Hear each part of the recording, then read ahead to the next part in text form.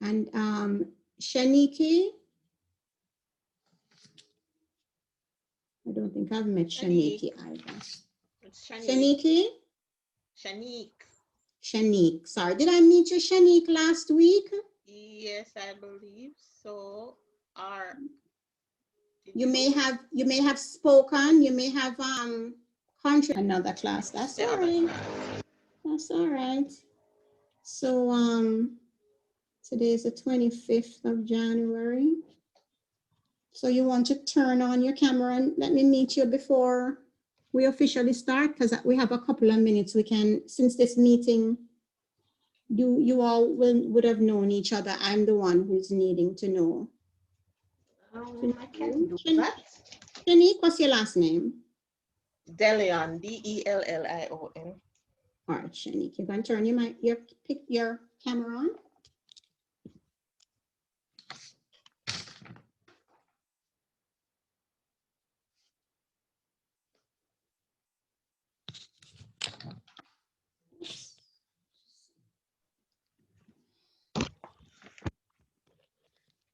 I'm trying to see my. I was really ready for this, but let me. Okay, you know. It's fine. How are you? Okay. All right, Shanique. Hello. Where do you work? Oh, okay. So I am a senior human resource assistant at the University of the West Indies. Okay. And what else did you want to know again? I want to know just how it's been for you. How has it been for you in the course on a whole, and also doing the course online, and you know, anything that you may want to share with us as to anything at all that you may want to share with us. Is there something that you think that we could do to enhance the experience for you for the rest of the class? Anything all right, like that? so it's been a rocky but rewarding experience so far. I don't think there is anything you can do. I think it's just the mere fact that classes are online, so it's going to take a while to really get in the groove. But I am definitely at least 5 steps further from where I was when the semester started last year. And I'm really looking forward to, just a successful semester and learning as we go along and just getting used to this whole online learning experience. And really looking forward to this class in particular. This area is something that I really, even being in HR, would want to understand some more and just get even knowledge, theory on the on job analysis itself. Okay. So I'm looking forward to this class. All right, thanks. Thank you, Shanique. Who else do we have joining us? Nadisha? And you didn't meet Jennifer. Where's Jennifer? Jennifer? Here is Jennifer. Hi, Jennifer. I wasn't hoping for OMT to say that in a hello, I. Well, my name is Jennifer. Remember, I don't know you guys either, so you realize I'm still here. I actually don't know you guys either. Hi, Jennifer. Where do you work? I work at the Bureau of Standards of Jamaica. Okay. I am an administrative assistant. Okay. As Shanique said, the course so far was rocky with a lot of reading even now, but it has been rewarding so far, even though since even I got an email from OMT stating that Miss Lightbird's exam, and I know that I've posted it and everything, so I just rushed home to resend it again. So at this time, I'm a bit nervous for that grade because even though I submitted before, even the date, this due date that was supposed to be submitted, and I don't know how the university mark for lateness, if I will be marked down for that late exam paper. No, what will happen is that I'll just run my cursor over it, see the date on which it was sent, and just send it to her. But the fact that we're asking you for it should reassure you that we're doing everything possible to ensure that you I pass. agree, but at the same time, I'm still a bit nervous for that No, we're not because, marking for lateness. No, we're not marking for lateness. okay, We're okay, blaming all of this on the technology.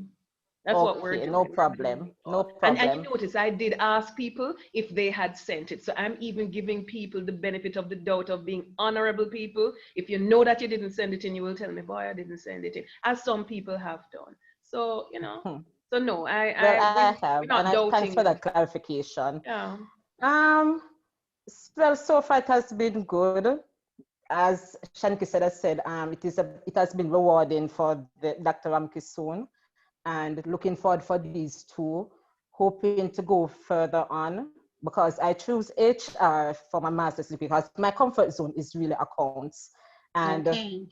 I choose HR because where I work, I don't think really, even though it is government, I don't think the HR is really doing the employees any justice. And learn from organizational structure with Mrs. Ware, and ethical behaviors in organization with Mrs. Libert. I've been learning, and I've been doing the same practice within my organization, our departments. That's exactly what we want to hear, Jennifer. We want to hear that while you're learning, you're looking around your own space, you're seeing challenges, and for those that you can actually make an impact, you're actually, you're doing something with the learning. And that's going to make sure that whatever it is that you're learning now sticks, because you're not just learning what you're attempting to do, and you're seeing and you're applying. And that's what we want to happen at this level. We want not just for you to read a paper and put it down, but to actually see it in motion. Okay. So you have the right approach. Thank you. So welcome, Jennifer. So we'll hear from you a little bit more as we go along. Yes. All right. Thank you. Free to ask any questions or any further clarifications that I can help you with. Okay. All right. Who else have we not met? So we met. I still see Nadisha. Did I meet Nadisha? No, you didn't. No, I didn't. Hi, Nadisha. How you look so familiar? Yes, because you taught me in undergrad. Look at that. I'm not all that old. I can still remember faces. Yes, I'm glad you remember me. I was so excited when I found out that you were a lecturer. Good. Good to see you, Nadisha. Where are you working now? I'm working at Sagicor now. Okay. But I'm not working in HR. I work in health insurance. Okay. But I did my undergrad in human resource development, management and psychology. I did the okay. And I must say you encouraged me. What made you decide to major in this now? Because I'm really interested in I guess creating a work environment that facilitates human development, and it's not just a factory for output. I want people to be able to develop their skills while they're working and really enjoy what they do. And I think by doing this course, it will help me to facilitate that. Good, good. Well, welcome, Nadisha, and congratulations on the decision to move on further with just finishing a first degree. Well, not just, but it's good that you're making the second step, right? Right. Congrats. Okay. All right. Who else do we have who I have not met before? Okay, who is this? I know, I think everybody, Rashina. Yes, I met Rashina. Yes. Okay, I don't think anybody else. Antonio. You met Nicola? Nicola Walker. Yes. Hello? No. Hi, Nicola. Hi, Nicola Walker here. Good, pleasant Nicola. afternoon. Hi, Nicola. It's still afternoon. Good afternoon. Good afternoon to you. I'm sorry, I'm having a rough day at my desk. I'm not sure what we spoke about. But you're gonna tell me, okay, Nicola, you're gonna tell me where you work, and you're gonna tell me anything that you can about your experience so far with the program, anything that you think, any observations you have made, and so on and so on. So where do you work? All right, I work with, I work at a teen hub, but it's a Ministry of Health and Ministry of Education, Youth and Information and AHF project. It's a safe space for adolescents. I work in the transport center at Halfway Tree. This is I, interesting because hold on, Nicole. I didn't even know that they had that facility. So it's the Ministry of Education actually has a hub yes, Ministry in of the Health. transport center in Halfway Tree to facilitate teens what? Adolescents that are just in need of any type of help. So it's a safe space. So we approach health in a holistic manner. So do they actually come in, or how do you get them? But we're They both come on. in? We do have walk-in because we still do HIV testing and referrals if there's an STI. We have persons who use the computer for whatever they need to use the computer. We also assist them to print their assignments, so they still walk in. I think that is so wonderful. How long has this facility been available?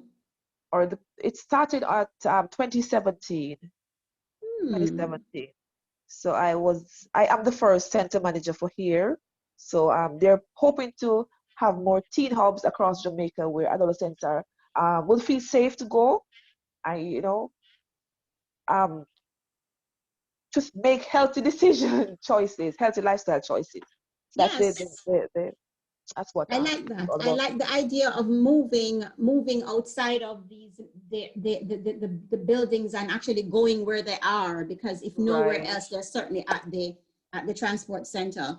So now it must be a bit emptier than it would be when contact school was in. Right. But we still have a social media presence. So we still Ah, on that, on WhatsApp, on Instagram, Twitter, and Facebook. So they can good. meet us there too.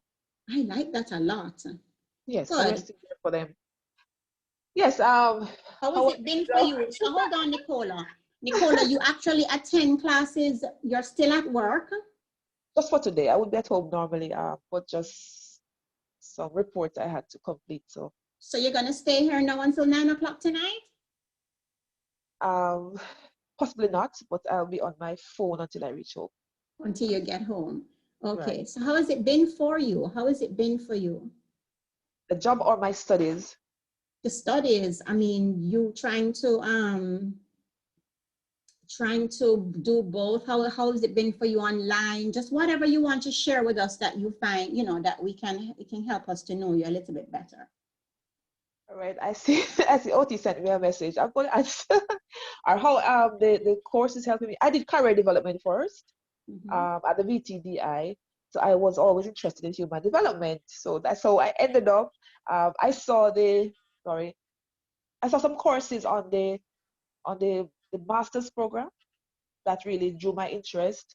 And I am not going to stay in this position all the times. I need to I'm also about getting new knowledge, new skills, new attitudes. I was about improving myself. So that's how I ended up applying for this program to better myself. Yes, right. Yes. So it was a personal decision to do the How has MSc. it been for you so far? Well, I underestimated last semester. So this semester I am not underestimated. I'm out already, preparing early, getting my reading, listening my things. I have audio on my laptop, so I listen to the books whenever. Read me on it, so it's reading to me sometimes that so I'm listening. So I'm trying my best to stay ahead this time around and not. Nicola, I'm so proud of you for saying that. You underestimated last semester, but this semester you are going to give it more of yourself. Because what I find with students is when they don't do well, they try to find other areas to blame. That either the lecturers weren't good or this wouldn't happen or this, but you came out and you said, I underestimated and I have decided to put more of myself into it. What happened last semester, I had a lot of sleepless nights. I had nights where 1 hour was the only amount of sleep I could afford to have. So I had to put in the work. So I hate failure. So I had to put in the work. So I had a lot of 1 hour sleep last semester. Well, let's hope you can, my prayer for you, Nicola, is that you can do better with balancing, because 1 hour sleep is good for no one, no one. That's why I'm better pacing And so we want you to do well. We want you to do all the things that you have to do, but we absolutely want you still to be able to rest and take care of your body. Right. All right. So that's what we're trying to do, better with balancing and so on. But lovely meeting you. Okay, it's now 6 o'clock. Yes. Olivine, I see someone recording. Is that you? Yes, it was me. Well, I had intended you to have start the power now to record and to have other people record, but I can step away. I don't have to be sitting here. What I'm doing other work. Okay, So all right. So that's it's just fine. that don't pounce on me and ask me a question, because I wouldn't have been listening. Okay, I won't. I won't. Okay, I can so for those of you who are just joining, as I promised, I will try to come on at 5:30 every Monday afternoon until I'm finished, so that in that half an hour space, if there's anything that you want to say, any comments, we can do that together before we're on the clock, as well as I will use that time to meet a couple other persons, because I'm assuming that you have all met each other. It's just for me, and it's important for me to meet you. It's important for me to make that kind of contact, because this is my first time lecturing online like this. I have done workshops and I have done meetings, but I'm trying to maneuver the technology, as well as trying to feel that I can touch you in a way. So it's important to me. So see with me a little. I can meet a couple more persons before we start. Let us see who I see on, who I have not met or who is ready to meet me. Is there anyone who is ready? Because remember, I had asked you with meeting me, let's turn on your camera just so that we can do a face-to-face, and then you can always turn it back off. Is there anyone else who is ready?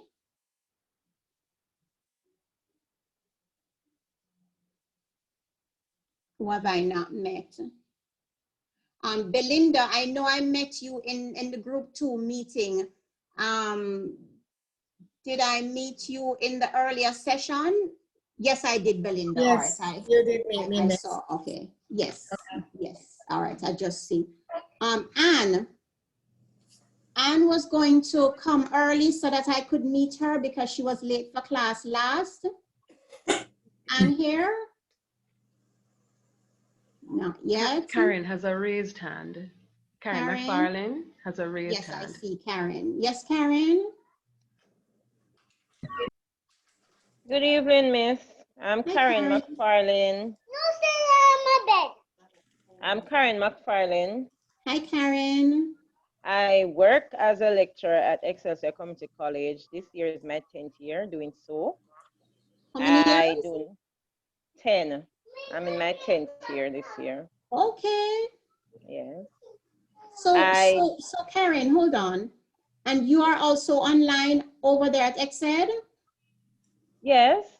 Okay, how are your students managing? How are you managing? Well, I was initially online. Now I have to do face-to-face because I'm at an off-site campus in St. Thomas. I do not work in Kingston. Oh, you're in St. Thomas? Yes, they have an off-site in St. Thomas, yes. So are you going to meet face-to-face now with them? Yes, I'm actually doing that since December, but prior to that, I was online. How many in your class, Karen? I have only 2 students, unfortunately. Okay. So I teach cosmetology. Oh, you do cosmetology? Right. So it's hands-on course. Yeah, that would have been difficult too. Well, I mean, a part of it you could do online, but when it comes to the practical and so on. But the students are having difficulty with connectivity, so I can imagine. I had to, because there are fewer number. So it's actually 3, but I haven't seen one since January, so it's 2. Okay, I see Latoya saying she's not well. Okay, Latoya, we hope you feel better. Diane is telling Karen to tell Yolanda Henry hi. Yes, she's my boss, yes. Yes, Miss Henry is my boss. Yes, is my coordinator out in St. Thomas. Somebody know her, actually.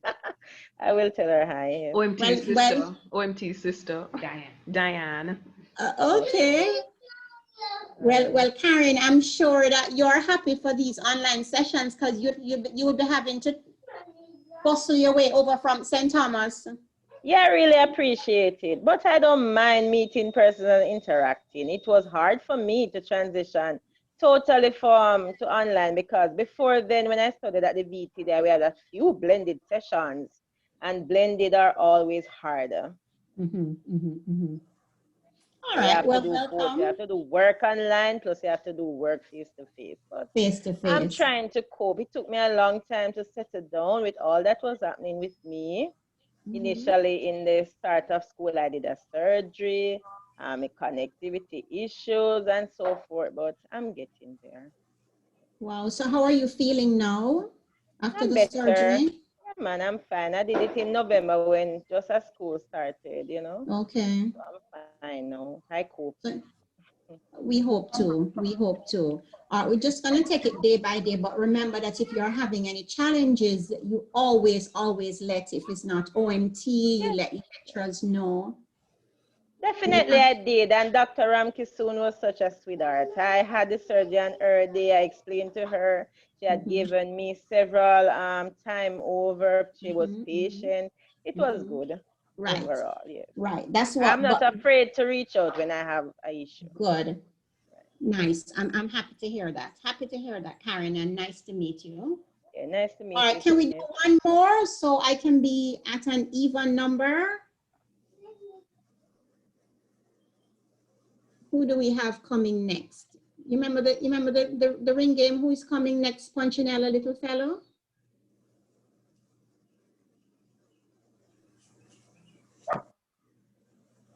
Good night, Miss. Night, everyone. Katie? Yes, Miss. I am Katie. Ann Edwards. Katie, you look familiar as well. Okay. Okay.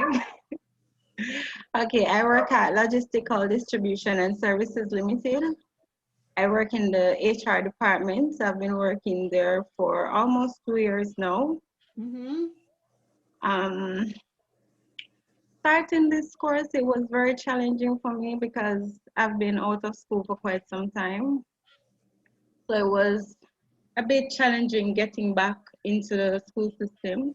Yes. But I mean, I had sleepless nights and all of those, and I see where it has paid off. So I'm happy about that, and I'm just open to learn and to increase my knowledge on everything, just to be a better person within this field. Good.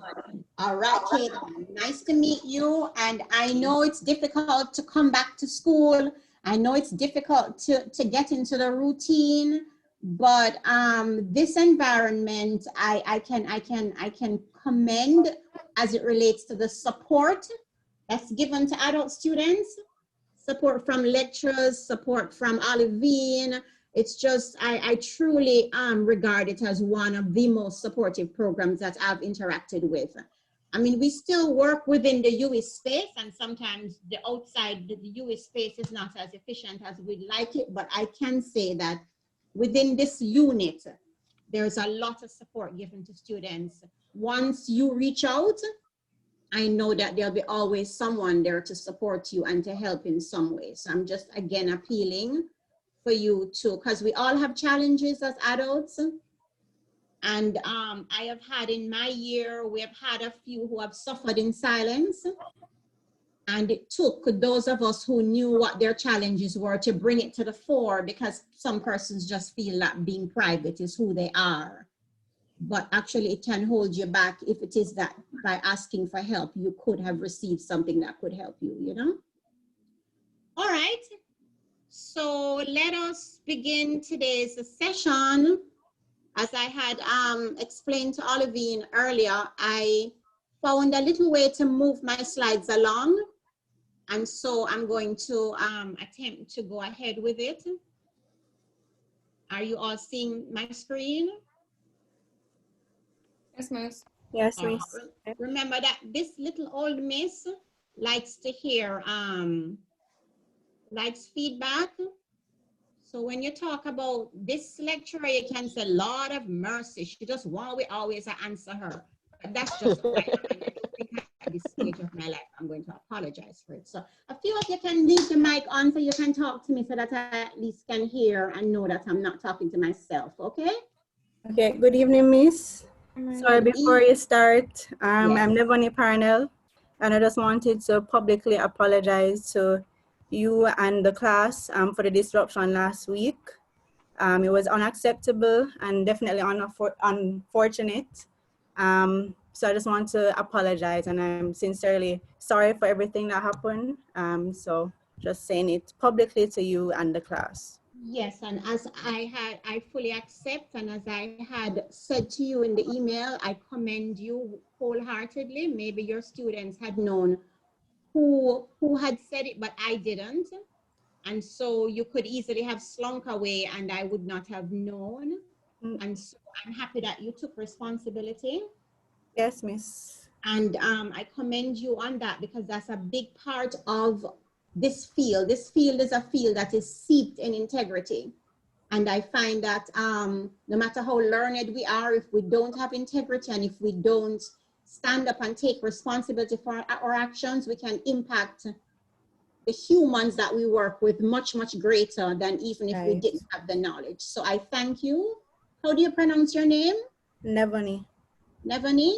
Yes, Miss. I thank you, Nevani, and I'm hoping to, would you like to just introduce yourself? Sure. So as I said, I'm Nevani Parnell. I work at IBM for the past 5 years. I'm actually a business analyst, Caribbean procurement focal. So as it relates to procurement, I would handle all aspects in terms of for the Caribbean region. So it covers 11 countries. As it relates to HR, I have very minimal experience, but hoping to, as I complete this program, that I can transition into, the HR capacity and then go from there in terms of the long term. Okay, Nevani, thank you so much. No problem. Thank you. Thank All you. right, let's get back to our screen now.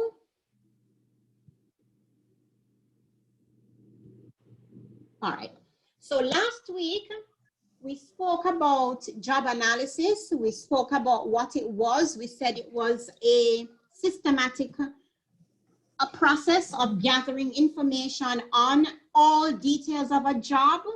We said it included aspects of, does anybody want to fill us in on what parts of a job analysis gathers information on? Anybody who wants to test their memory or knowledge?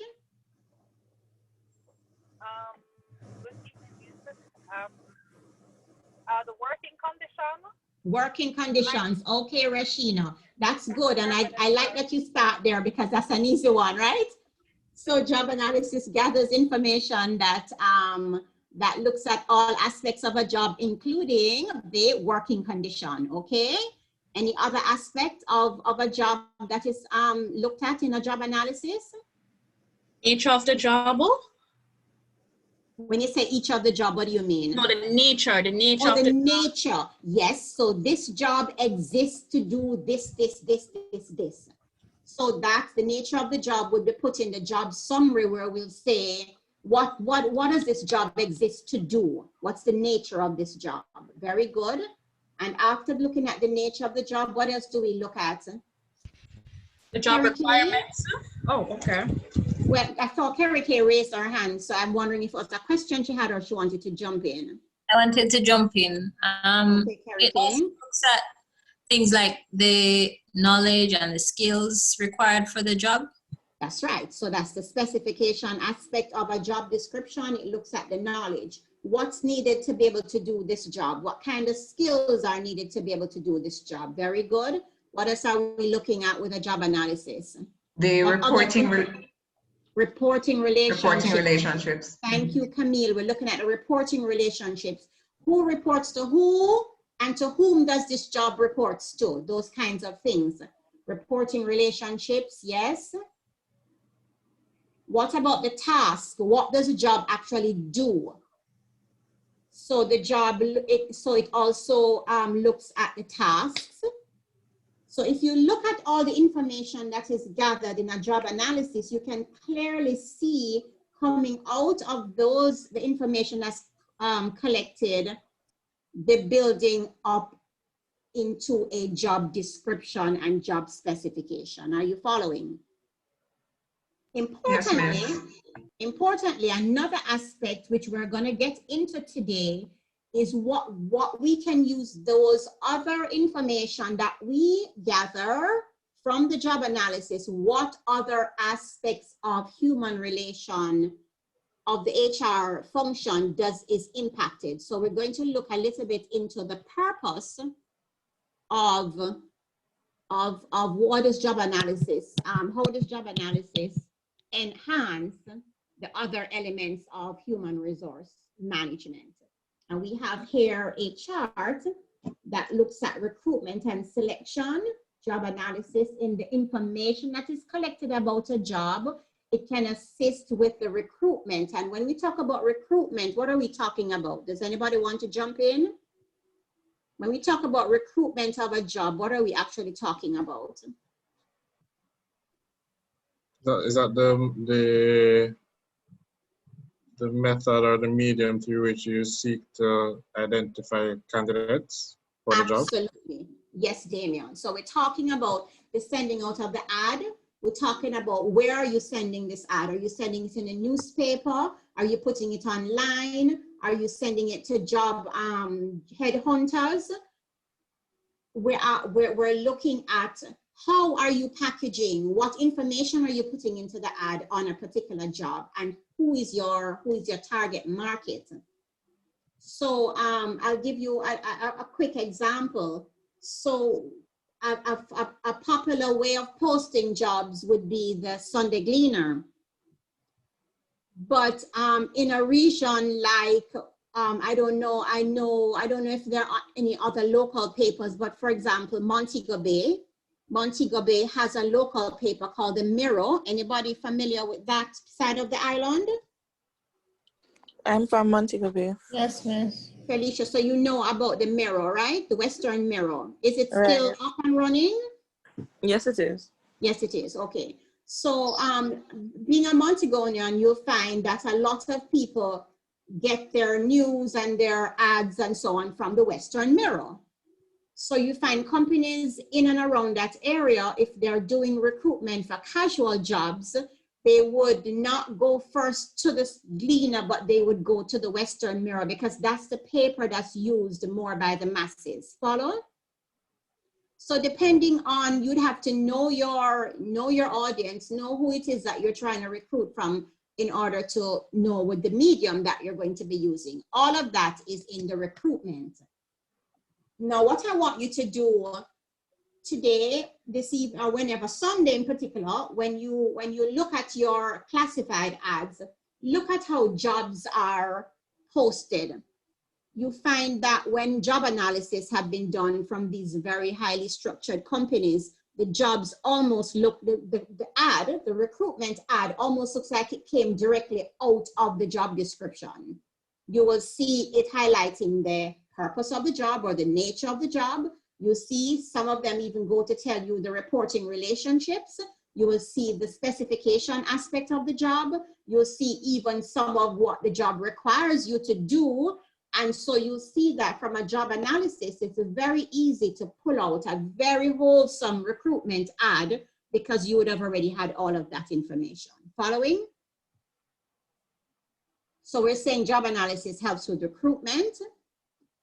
We're saying it also helps with selection because certainly the working conditions, the highlighting of the working conditions on the job, and what are some of the specificity of the job, what are some of the special skills needed for the job will help in organizing whatever you're going for. If you're going to do a selection test, or you're going to do just knowing how to ask the questions, the more you know about a job, we're saying that the better you're going to be able to select for the job. Is there anyone who disagrees with that? Okay, so that's how job analysis helps in that way. Now, group one will speak a lot on these different aspects of HR function and how job analysis impacts them. We are saying that job analysis impacts training and development, because of course, if you're going to do a full detailed outline of what a job requires, you can actually determine whether the job holder themselves have those skills or need additional training, and what the training needs are, so that you can structure proper training programs that actually address exactly what the needs are. Sometimes we have companies that just formulate training and send you to a training, drop you into a training, and that's not really what you needed the training for. So we're saying this job analysis will help to identify specific areas that are needed for training and target those areas. We're saying job analysis impacts job designing and redesigning, enrichment, enlargement, because certainly the more information that you collect on a job is the more you're going to be able to ascertain whether, as the job stands, if it's relevant or if it needs additional designing or redesigning.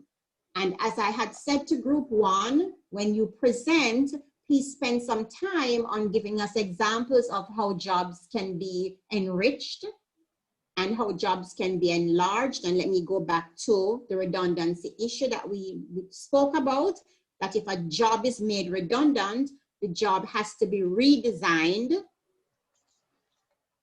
before it can be reposted for new hiring. A job ought not to be reposted in its same state after the job itself has been made redundant.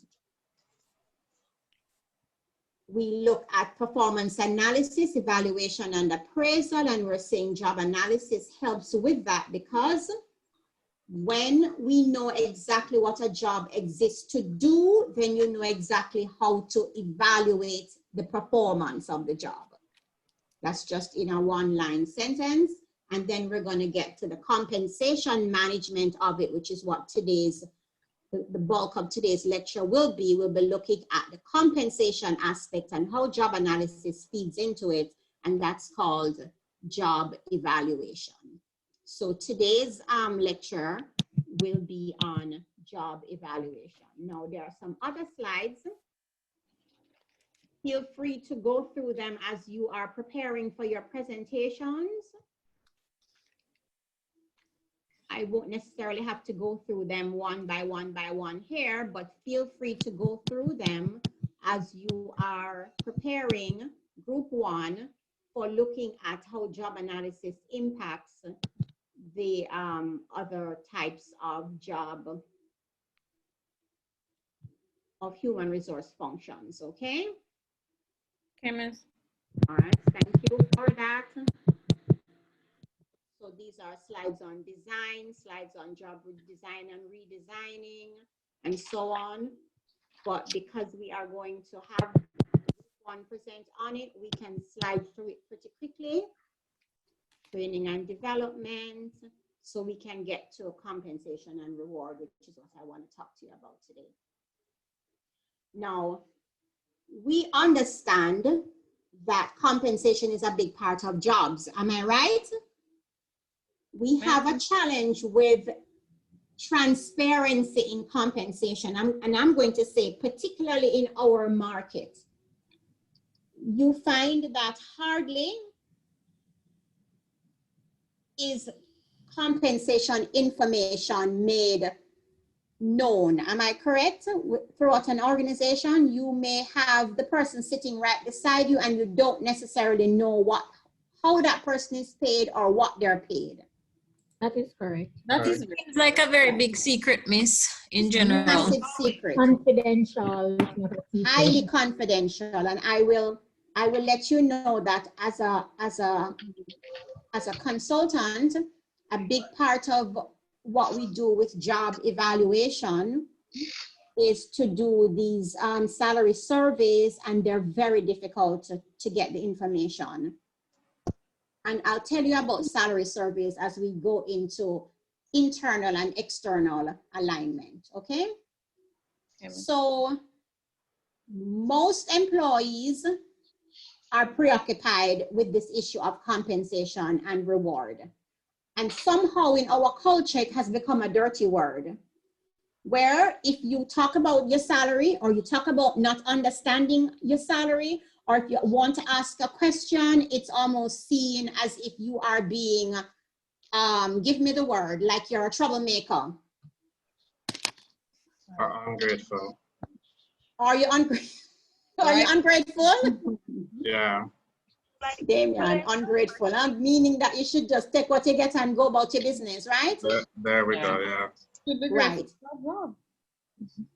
And so what job evaluation seeks to do, stemming from job analysis, is job evaluation seeks to break down some of that barrier of secrecy and what we say, it's almost as if it's a mystery as to how jobs are paid. And we say it's not a mystery. It's supposed to be a formula. It's supposed to be objective, and we're supposed to be able to explain it to any employee who seeks to want to understand how they're being paid. And so we talk about pay equity. And pay equity, we define as fairness. And this is achieved when the value of compensation is equivalent to the value of the labor performed. May I say that again? Nadisha? Someone is asking a question? Yes, Mrs. Anaki. Anaki. Hi, Anaki. Yes, okay. Is it really one of the main things not to do if you're asked a question in the interview, to share if you have any questions, if you're not told about your salary? Why is it really? I know in the culture, I've been taught you don't ask that question until you've been told you've gotten the job. But honestly though, seriously, why is it a problem? I'm genuinely asking that question. It's really something I even want to tell my students, and I really don't have the answer to it, to be honest, because I used to say that persons who don't like to talk about what they make, they don't like what they make. But then you can almost not even get the job in the interview if you ask about the payment. Why is that? I don't have an answer for you, except to what I want to believe, that because there's not pay equity, I soon come to you, Chantel, you have the answer to why it's not considered polite to ask about salary for jobs until you— Well, I wanted to at least try to provide a response to Anna K, but not to say that it's a bad thing not to ask. Because for me, I prefer when the persons ask, and sometimes if you don't even, what you find is that depends on the culture sometimes. The cultures are strange, but as HR, at times you tend to be upfront about it, because you do have persons when they complete the application form and they put down their estimated salary, you see that this figure is, as we would sometimes think, like ludicrous, because at times, some of them, they are aware of what the job is priced at, and what we would normally provide is a range. And what I like about persons is that at times they tell you that, guess what, this is not, I'm unable to survive on this.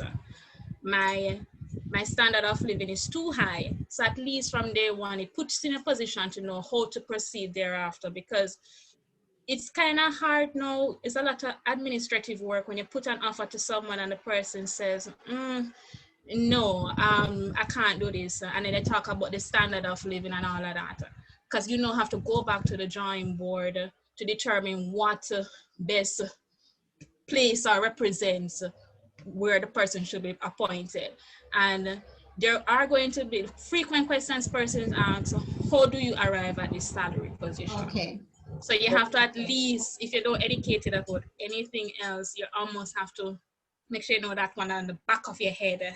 Yes. So you know it as they give them the offer, that's the first thing that they're asking you. Oh. So you must be able to can anticipate what the question that they're going to be asking. And sometimes they're going to say, and try to ensure that your figures are correct. because But what if you don't know how a salary is arrived at? From the person coming in or from the HR side? HR perspective, they've just given you a figure. You do not know how a salary is arrived at. There are sometimes in the selection process where, depending on what your last salary was, they use that as a gauge to what they should pay you now. So you'll hear that you can't be asking for this if your last salary was 2 or 3 million less than this is now. Sometimes persons are paid depending on who you know, who referred you, who is your mother or your father. Sometimes you're being paid depending on whether you're male or female.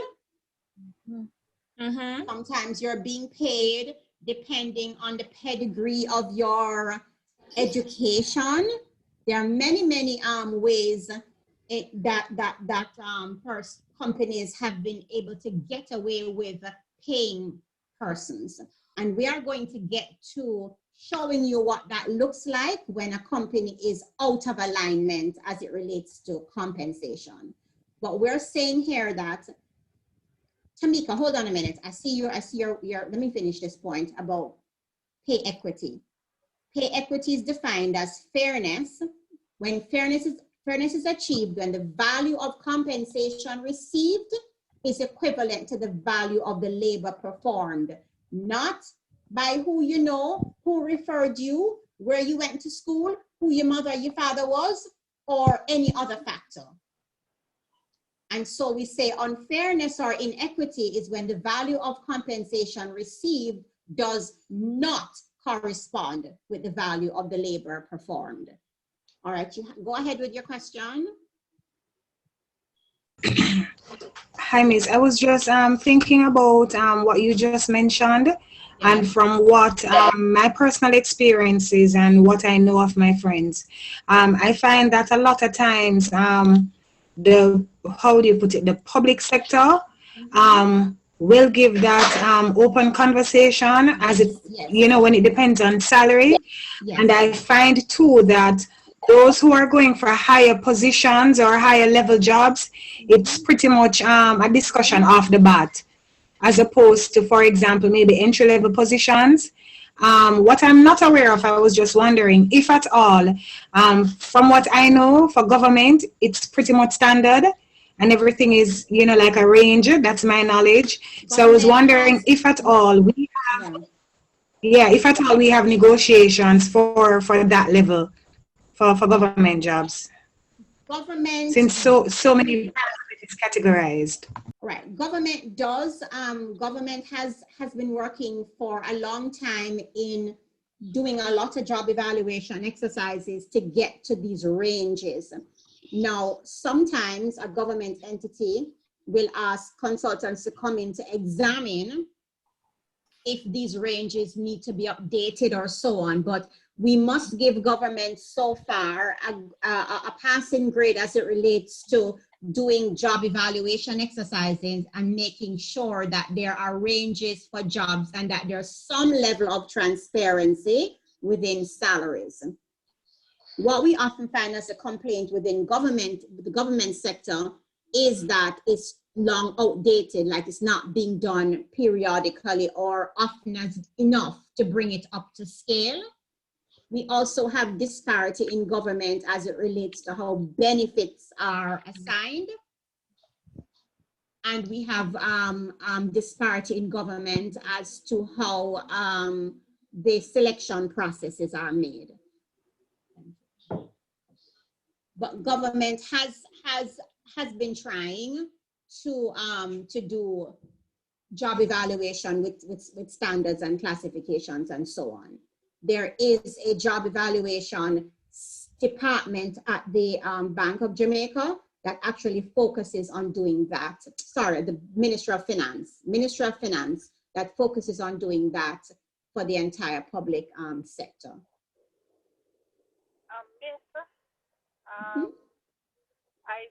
I'm using my cell phone because I'm on my way home, and I still don't see that hand icon.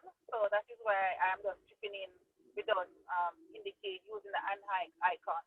Who is talking, Rashina? Yes.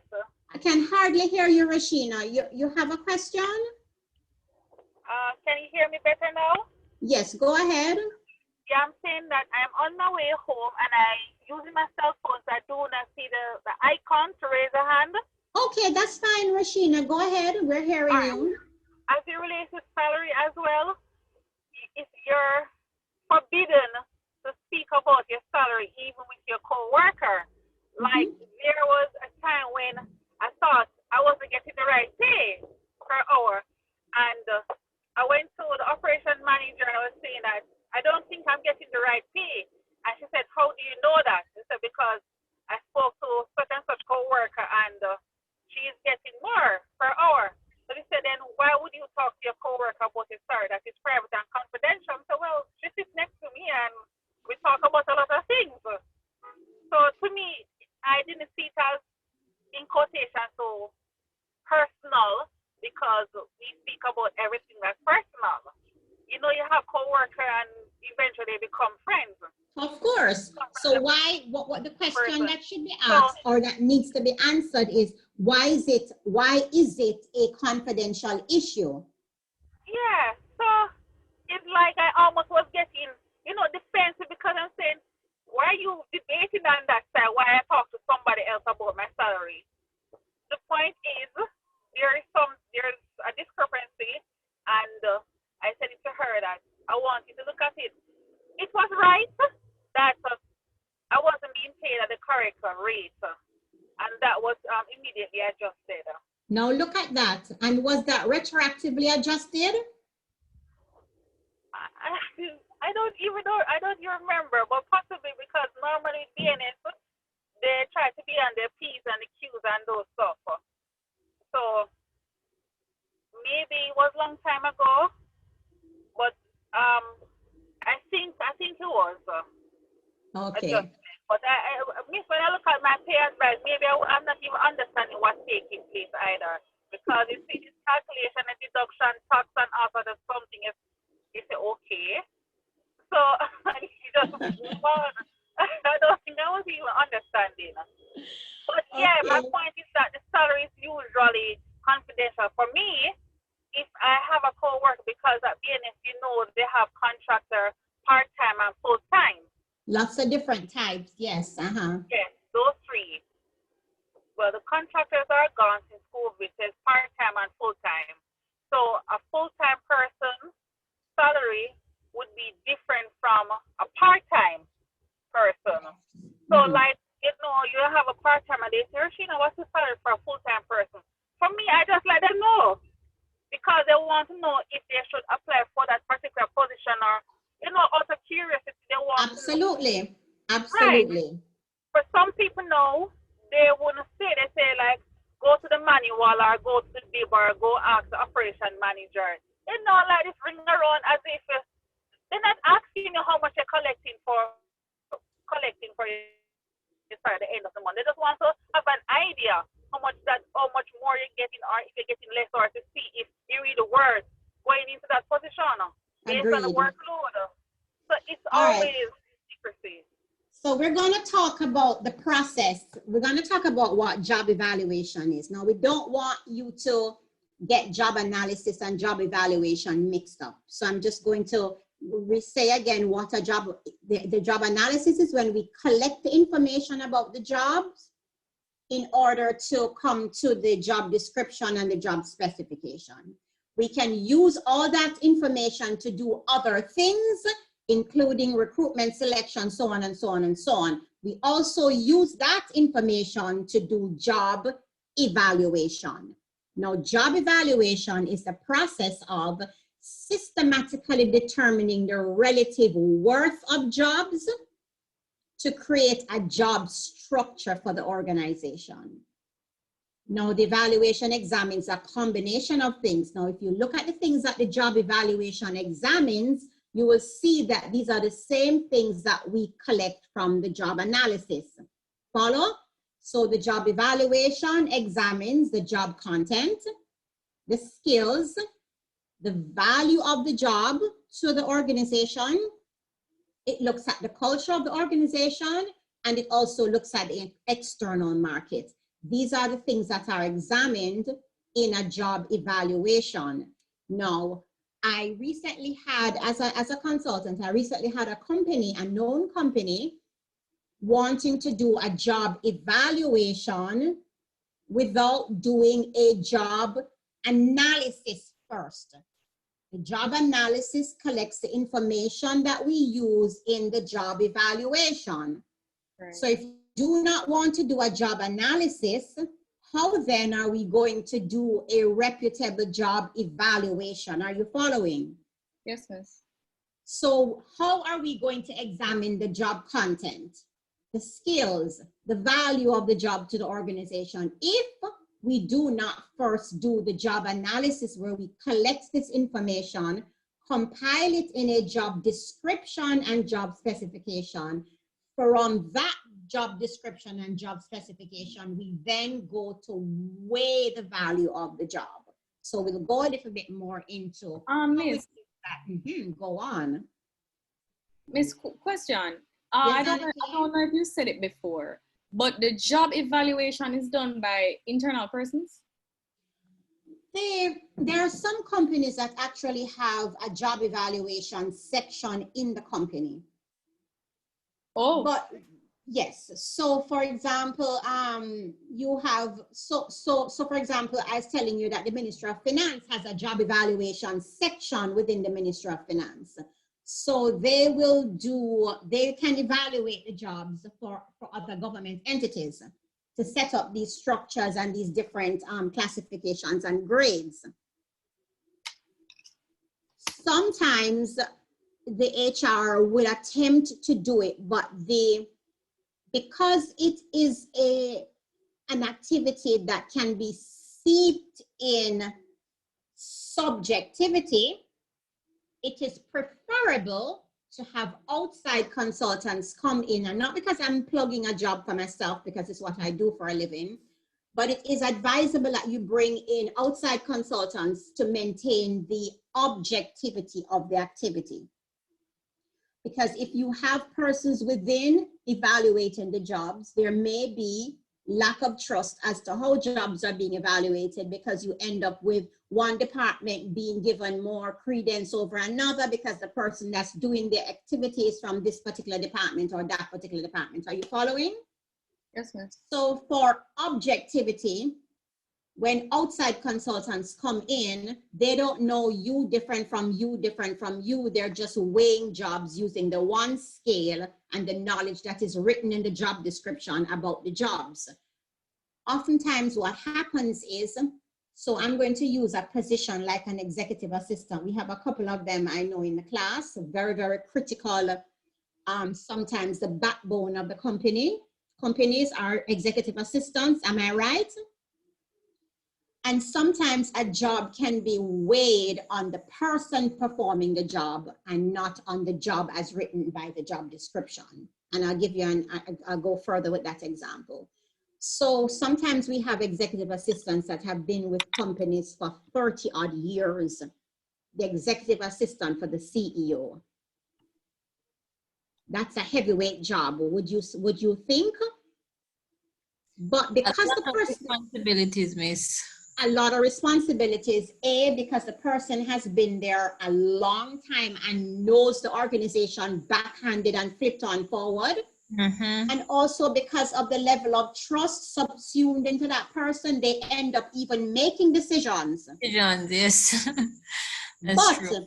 When we come to evaluate those jobs, we always, I don't want to say we get in trouble, but we always have to open everybody's eyes.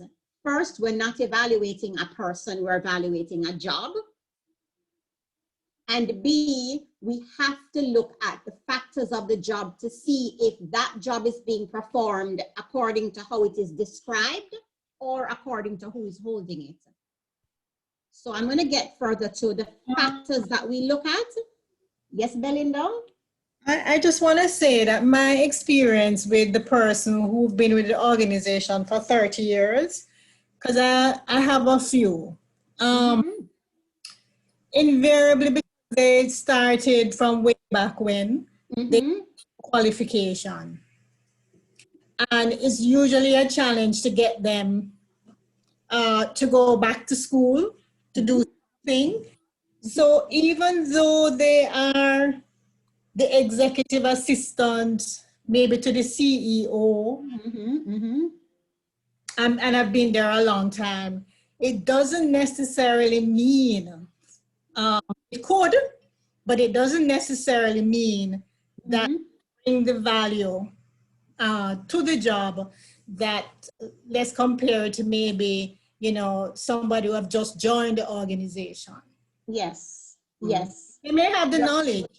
They may know the organization in out, but as it relates to the job, they don't necessarily bring the value. I'm just saying. Absolutely. So we're going to look at how it is that we evaluate these jobs regardless of who is in it. And sometimes when the scores come out, they don't find favor because you think that this person is so important, but when it's actually weighed, you realize that this is what the job is, and that's all that it can. Yeah, absolutely, and that is Let's always go a in. challenge. You have to Always explain a it to them. And so when the external, and again, I'm plugging for objectivity with external consultants. When external consultants who don't know Miss Xing Yu and doesn't know Mr. Mark and doesn't know these personalities, the jobs, all of that subjectivity can be easily removed, and a job is then just weighed on the merit of the job. Okay, so we say that if nothing else, the job evaluation exercise is perhaps the single most important factor or process which ensures internal equity. So internal equity is when we have weighed all the jobs in the organization using the one scale, and then we have the jobs lining up from top to bottom. We say that we have achieved internal equity. External equity now is when we do market surveys and we do references of what jobs are being, similar jobs are being paid in other organizations. Then we can bring that information to the organization in question, and then we can decide whether you want to establish external equity. Sometimes organizations say we're just interested in internal equity. We don't necessarily need to know what others are being paid on the outside. We just want to know that within our company, everyone is being paid according to the value that is being brought to our organization. So And sometimes, go on, Belinda. Sometimes you can go external, but you pay a percentage. For Absolutely, and we'll talk about that. Right, when we did ours a few years ago, we said, look, we can't afford to pay 100%, but we pay 5%. So you can do 80% of market, or you can do the steering. I'll talk to you about that again as to how a company decides how much it chooses to measure up with external. Right. As it relates to what percentage, because at the end of the day, the company still operates to make a profit and still needs to be able to pay its staff as well. Okay. All right. So job evaluation is a composite process of job analysis, which is the job description and the job specification. We're establishing relative rather than absolute value of jobs. What that means is we're looking at relativity within the organization. We're looking at how one job lines up against the other job, against the other job, against the other job. That's what we're interested in when we talk about achieving internal alignment, internal equity. We want to make sure that jobs are lined up relatively as to how one job relates to the other, to the other, to the other. And then we do grouping and classifying of jobs. We establish grade structures and so on in the entire, after the analysis, the evaluation has been completed. With grade structure, we also look at org charts are also done in that process. And so a complete overhaul of the organization often takes place after a job analysis and job evaluation has been completed. Okay, so let us look at the job evaluation and compensation review process.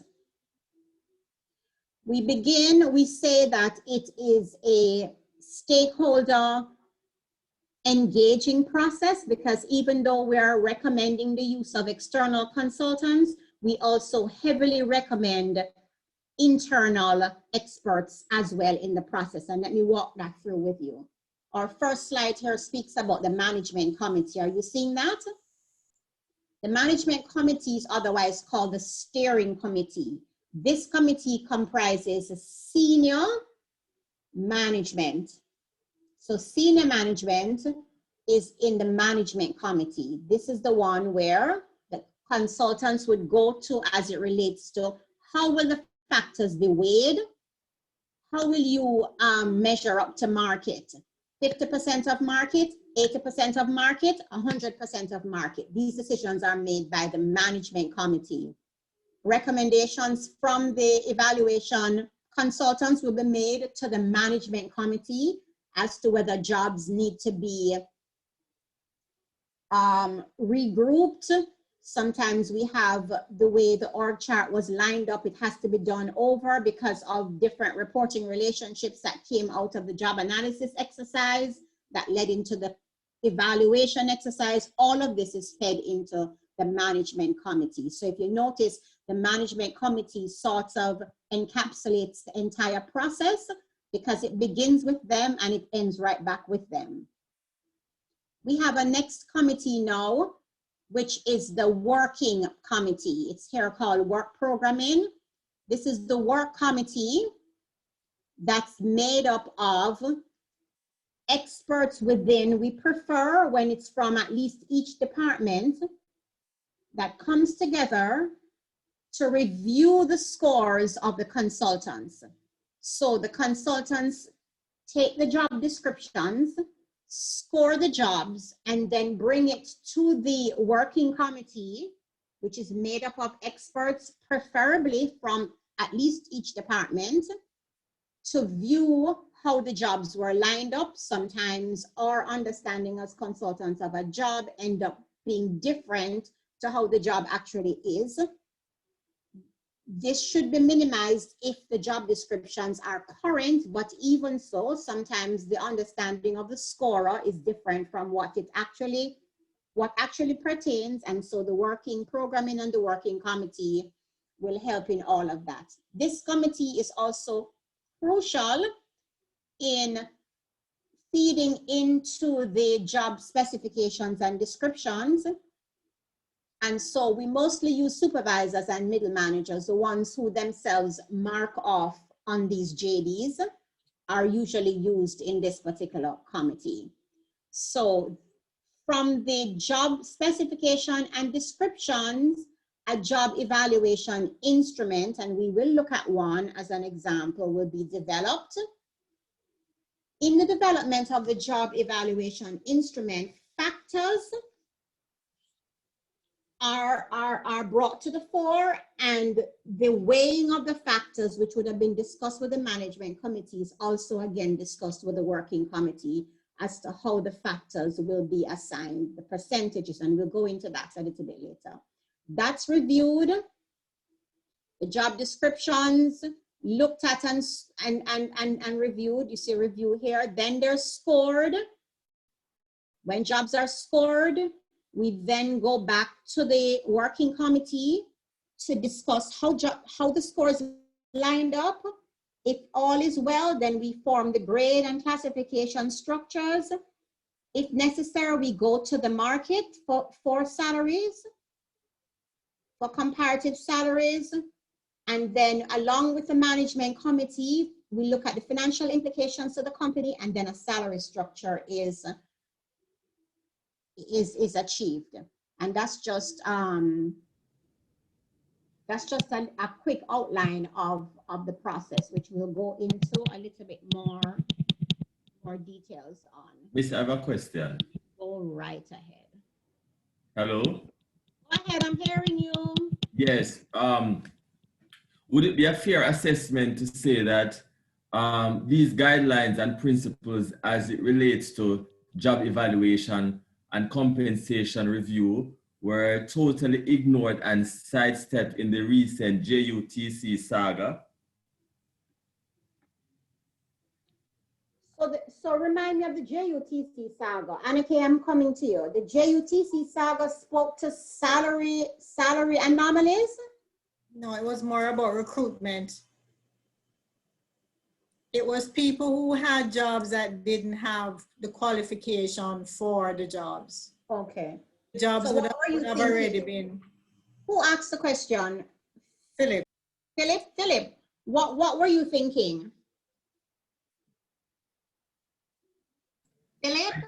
Yes, I'm here. I think it's a combination of several factors. There were also salary anomalies. Yes, as the salary was increased over 600% over, I think. For particular persons. Exactly. I think it's less than a year or less than 2 years. The performance appraisal review deemed an unsatisfactory score. Thirdly, the individual was underqualified along with other persons as well. So it sounds similar to the Petrojam issue. That's correct. It sounds similar to the Petrojam issue. So here's what obtains. A lot of companies, government companies actually do have structures, but because they're run by people, a lot of times things go awry as it relates to salaries and packages that are offered to some senior managers. And then, of course, we know about the recruitment issue, the selection issue as it relates to persons being selected for jobs that they are not qualified for. So always, as consultants, when we do these HRD foundation projects and leave them with companies, we always say that the material we're leaving with you is as good as those who are willing to enact them. It's as good as how well they're used to run the organization. Sometimes they're done just to tick a box and it's put in a corner and the organization goes back to operating just the way it was operating before. Because maybe senior managers who operate from another jurisdiction say it needs to be done, it's done, and then it's not used. So as best an instrument can be, if it's not used, then it's no good. And what we find when we go into a lot of the government facilities, they actually do have guidelines, they have policies, they have instruments. Oftentimes they're not being used. And then it's when you hear about the scandals, which what's happening with all of what we're hearing. Who had their hand up? So let me not forget who it was. Was it Karen? Was there another question? Or maybe it was answered. All right, so. I have a quick question before you go, if you don't mind. Yes, Damian. So in terms of the job analysis process. Job analysis or evaluation? Sorry, analysis first, in terms of determining what needs to be done and the qualifications and so forth. If someone has been working at an organization from the entry level, and they've been working their way up, learning the trade, learning the job, if they do not have the qualification, is that, but they have the job experience, the job, the on-the-job training, the on-the-job knowledge, the experience, is that enough to prevent them from being promoted into higher positions if they don't have the qualification? It depends on the culture of the company. It depends on the culture of the company. So there are some companies that will say, yes, we've been operating for 20 years without paying attention to qualification, but now we want to. So now we are going to actually do a job analysis. We're going to actually determine what qualifications these jobs need, and we're going to actually mandate that it be followed. So they could give the job holder that's currently in the job time to qualify for the job, or they could, as we had discussed, they could make that particular position redundant, enlarge the job, and bring in someone else with the necessary skills and qualifications for going forward. If that person who's doing really well in a job that they do not qualify for, to get a promoted job would be, again, company's culture and policy, but it would be a kind of a stretch, especially if it were to happen after job analysis was done. So you find that after job analysis are done, companies make decisions about starting to pay more specific attention to qualifications and so on. Follow? I follow. You will find that jobs become available within an organization, and even though you may have sat in that job already, the HR recruitment and selection person will say to you, I'm sorry, Damian, we know you can do the job, but we're gonna ask that you increase your qualifications so that you can be able to apply for the job. Sometimes that's what sends a lot of us adults back into the classroom, because we find that we're not able to be promoted because we're not qualified beyond a certain level. So in terms of those companies where their culture is not so specific in terms of the qualification, because you've had the experience, you've been doing the job and you're doing it well.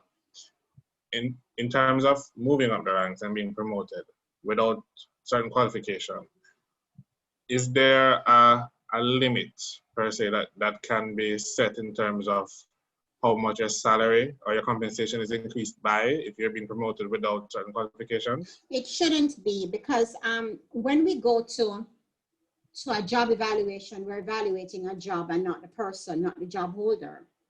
So if this remember, no, companies can do whatever they choose.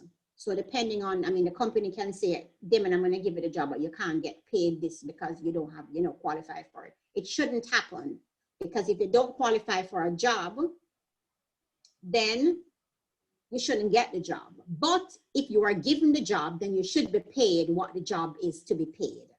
Are you following? I'm following. So when we do job evaluation, Tamika, don't take off your raised hand, because what will happen is I will talk and then I won't remember that you had raised your hand, all right? So leave it there so that when I'm finished, I can remember that you had a question. So a job evaluation evaluates a job. Damon is asking, if you don't qualify for the job, but you get the job, should your salary be altered according to your qualification? And my answer is, it shouldn't be, because we would have evaluated the job. And if within your company culture, the HR decides that they're going to give you the job because you can't do the job, then you need to be paid for what the job commands. Okay. As external consultants, however, we advise against doing that, meaning promote persons for jobs that they're not fully qualified for, because we find that there are areas that come back to in Jamaican colloquial form, to bite you, meaning that I may be good at my job, but I'm not good at other aspects of this new job. And other aspects of this new job may entail negotiation, but I don't have those skills because I'm really not trained, or I'm not exposed at a particular level, academic level. It may involve you talking with the press. It may involve you at some point acting in your manager's absence, and you find that oftentimes there are skills that are learned at these higher levels that cannot always be learned on the job. So we do not advise it, but it doesn't mean that companies have not done it and they proclaim that they do very well with it. Okay. But whenever the scandals do come and you find that persons are not qualified for their jobs, you almost can see the weaknesses that run through the organization because of unqualified leadership. Where's my raised hand? Where are my raised hands? Hi, Miss. You spoke to it. I was just saying to the person who just spoke, that was one of the situation with the JUTC. where the situation that Philip had mentioned about the 600% increase, it was overtime. It was stated that someone would have received, I think it was 3 or 4 promotions over the space of a year, and they did not have the qualification to either of the jobs that they got. But I was going to ask, I was going to ask you, is there any policy that would revert this decision? Because I did read one of the response from, I don't know who the person was, but you know, who spoke on behalf of JUTC, that they have extended to the staff, because it's more than one anomaly. They have extended to those individuals who were not qualified, I think like a span of a year or 9 months to, I'm assuming it is to start qualification, because clearly not all schooling would be completed in that time. However, notwithstanding it, they would have to keep them in their jobs, whether or not they took that offer to qualify. Yeah. So as HR practitioners, there are several things that can be done in that particular situation. But we've learned that you never, when you get exposed, when a weakness is exposed, you can't just up and dismiss the person, because of course that person would have been on a contract that said, I'm in a particular position, you gave me the position, you have no evidence on file that I have not been performing adequately, and so just a jump to a dismissal would be ill-advised. But HR practitioners would have to find ways of dealing with that, especially after, hold on to your question, Belinda, especially after a job analysis and a job evaluation has been done. And we're going to look at companies that are out of line, and we're going to see what are some of the ways that we can bring companies back into alignment. All right, Belinda, what's your question? I don't have a question, Miss. I have a comment, and it just is that when you're in HR, you really have to be strong, because you have people that come at you from all angles, who wants to promote persons within the department, who wants people into the organization without qualification. And that is really why I believe the buck stops with HR, because you really have to be strong to say, if it's not in keeping with the policy, I'm not agreeing to it. Yeah. And I suspect that what happens at JUTC is that they didn't have any policy. And sometimes this is how they try to work around things that don't have policies, and therefore. But they should, though, Belinda, as a government entity, they should have policies. But as I had said earlier, policies in the hands of persons who are not willing to enact them is as if they're no use. Yeah. But as a government entity, they should have had particular policies. They clearly were not using it. And so hence I sit on the government review policy committee, and a lot of the times when you ask these people for policies, they outright tell you, I don't have any policies. But where is the policy? It's part of the audit that the Ministry of Finance is now doing to insist that these agencies have policies. But some of them tell you they don't have it. Don't. All right. So let us get back to our approach to job evaluation. So it says here we're going to select the most appropriate system. We're going to score the jobs. We'll recommend grade classification, grade structure and classification, and then we review the classification. We're going to look at that soon. We talk about internal rationalization, which is determining internal salary trends, compute the salary structures, compare existing salaries with rationalized structures, and then we go on to computing the financial implications to the company. External rationalization or alignment is when we actually go to the market. So agree on the market, meaning that we agree on all the companies that we want to look at. So for example, if we're doing a bank, it would be good to look at other banks and other financial institutions. It would be good to look at what it is that their salary structures are so that we can compare with the bank that we're actually working with.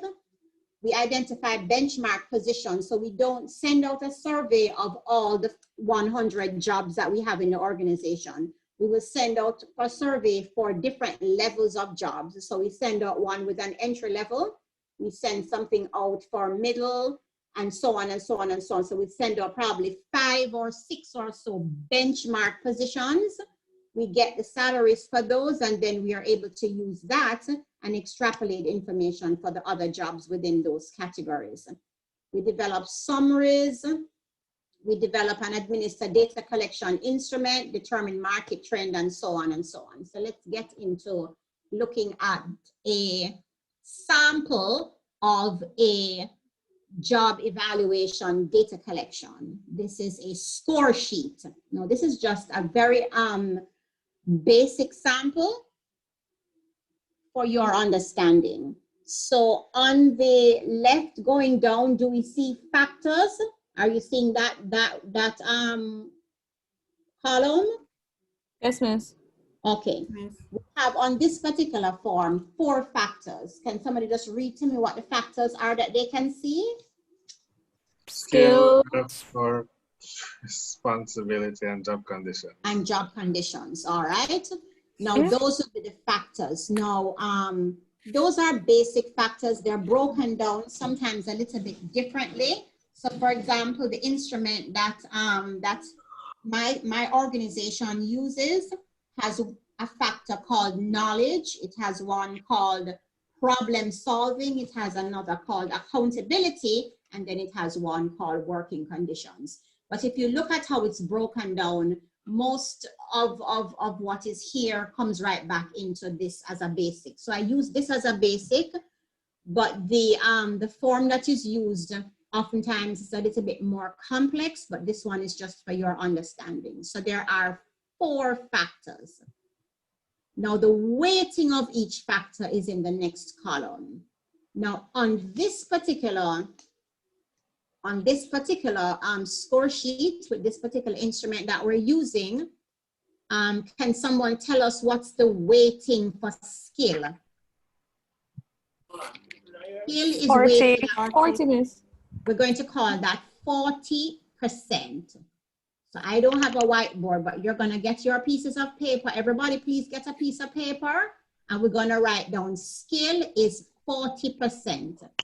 It's 40% of this entire instrument. The scores that's given to skill is 40%. Now skill is broken down. What do you want us to write down? I want you to write down skill, and I want you to write down 40%.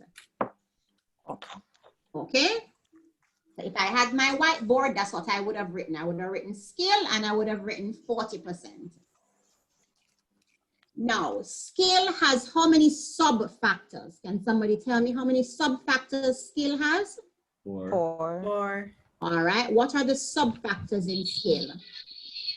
Education, experience, trial, experience, current, scope of work knowledge. Okay.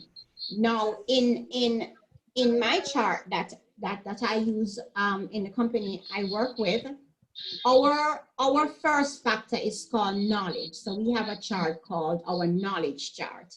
And in knowledge, we look at education. We also look at something we call managerial skills, and we look at human relation skills. So broken a little differently, but at the end of the day, when we talk about our education factor, we look at experience rolled into that as well. So I'm just saying that you'll find different instruments, but at the end of the day, they're measuring similar things, okay?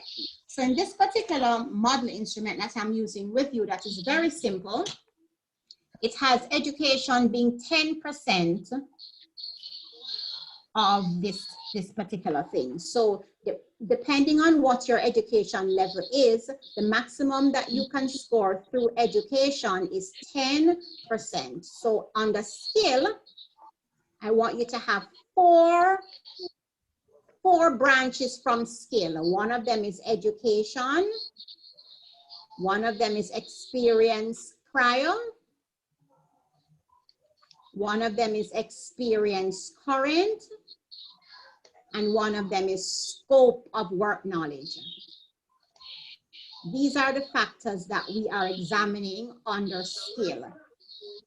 Now, you see the weighting, you see the 10% for education, the 10% for experience prior, the 10 for experience current, and the 10 for scope of work. Now, each of these sub-factors are broken down into the next area that is called degrees/points. Each of these sub-factors are broken down into degrees. Are you following? Yes, ma'am. Education, could somebody tell me how many degrees is education broken down into? 6. Ah, 6 education is broken down in 6, actually it's 6. Education is broken down into 6. Now by degrees, what we're actually saying is education on this instrument is broken down into 6 different categories. There are 6 different categories of education. On the chart that I use in my job, we have 1, 2, 3, 4, 5, 6, 7, 8. We have education in 8 different points or degrees, beginning with primary and ending with a PhD. This particular instrument has 6 points, and it may not go up to as far as PhD. Now, here's how we build. Each instrument is built for the organization. If I'm going into an organization that just does cleaning, let's say we go to an organization that handles office cleaning, building cleaning, we may not need to take the degree up to a PhD because we may not have any job in that organization qualifying or needing to qualify at a PhD level. Are you following? So we could alter the instruments according to the amount of degrees depending on the company that we are assessing. Okay, so this one has 6 under education. Under experience, how many points does it have? 6. Also 6. So there are 6 different levels of experience. And under experience prior, because there's experience current as well. Ah, good. Thank you for that, Tamika. So current has how many? 4. 4. And scope of knowledge has? 4. 4. Okay, do you see some numbers, some magic numbers there? 33, 66, 99, 130, 165, 198. And you're saying, how on earth did we get those numbers? Anybody asking how on earth we get those numbers? I was wondering if it's like a point system that, but I'm assuming point because it says it up the top that you use to ascribe depending on the level that they have, whether the person may be underqualified, just about qualified, or overqualified. But these scores are developed on actually in a particular systematic way. So it's education has 10%. So what I want you to write on your paper is 10 over 100. That's 10%. You know what percentage is, right? Right. Every time you say 10%, you put 10 over 100. Okay, multiply by, this is something that you're going to need to know to work these out. This particular scale is used on a 2000 maximum score point. This particular one that I'm using as an example. So it's 10 over 100 multiplied by 2000. Miss, where you said you should write that? On the rating? On your piece of paper. No. Under which column? Rating? No, just work it out. We're gonna get to how we get to 33, 66, 90. We want to understand how we got these numbers up here. And I'm gonna show you how we got these little numbers. So we're going to put 10 over 100 multiplied by this particular scale is out of 2000. So 10 over 100 multiplied by 2,000, what do we have? 200. 200. And 200 divided by how many points do we have to share? How many degrees do we have to share this 200 with? 6. 6. So 200 divided by 6 is equal to what? 33.3. Right? So each degree is worth 33. And the reason we got to 33 is because the weighting of education is 10% of 2,000, which is 200. Education has 6 degrees. And when we divide the 6 degrees by 200, each degree is equal to 33. Are you following? Yes, yes, miss. Yes. So if on this particular scale, somebody fell in the level 4 of education bracket, what would their score be? Yeah. Hold on. 32. 132. 132. 132. Are you seeing that?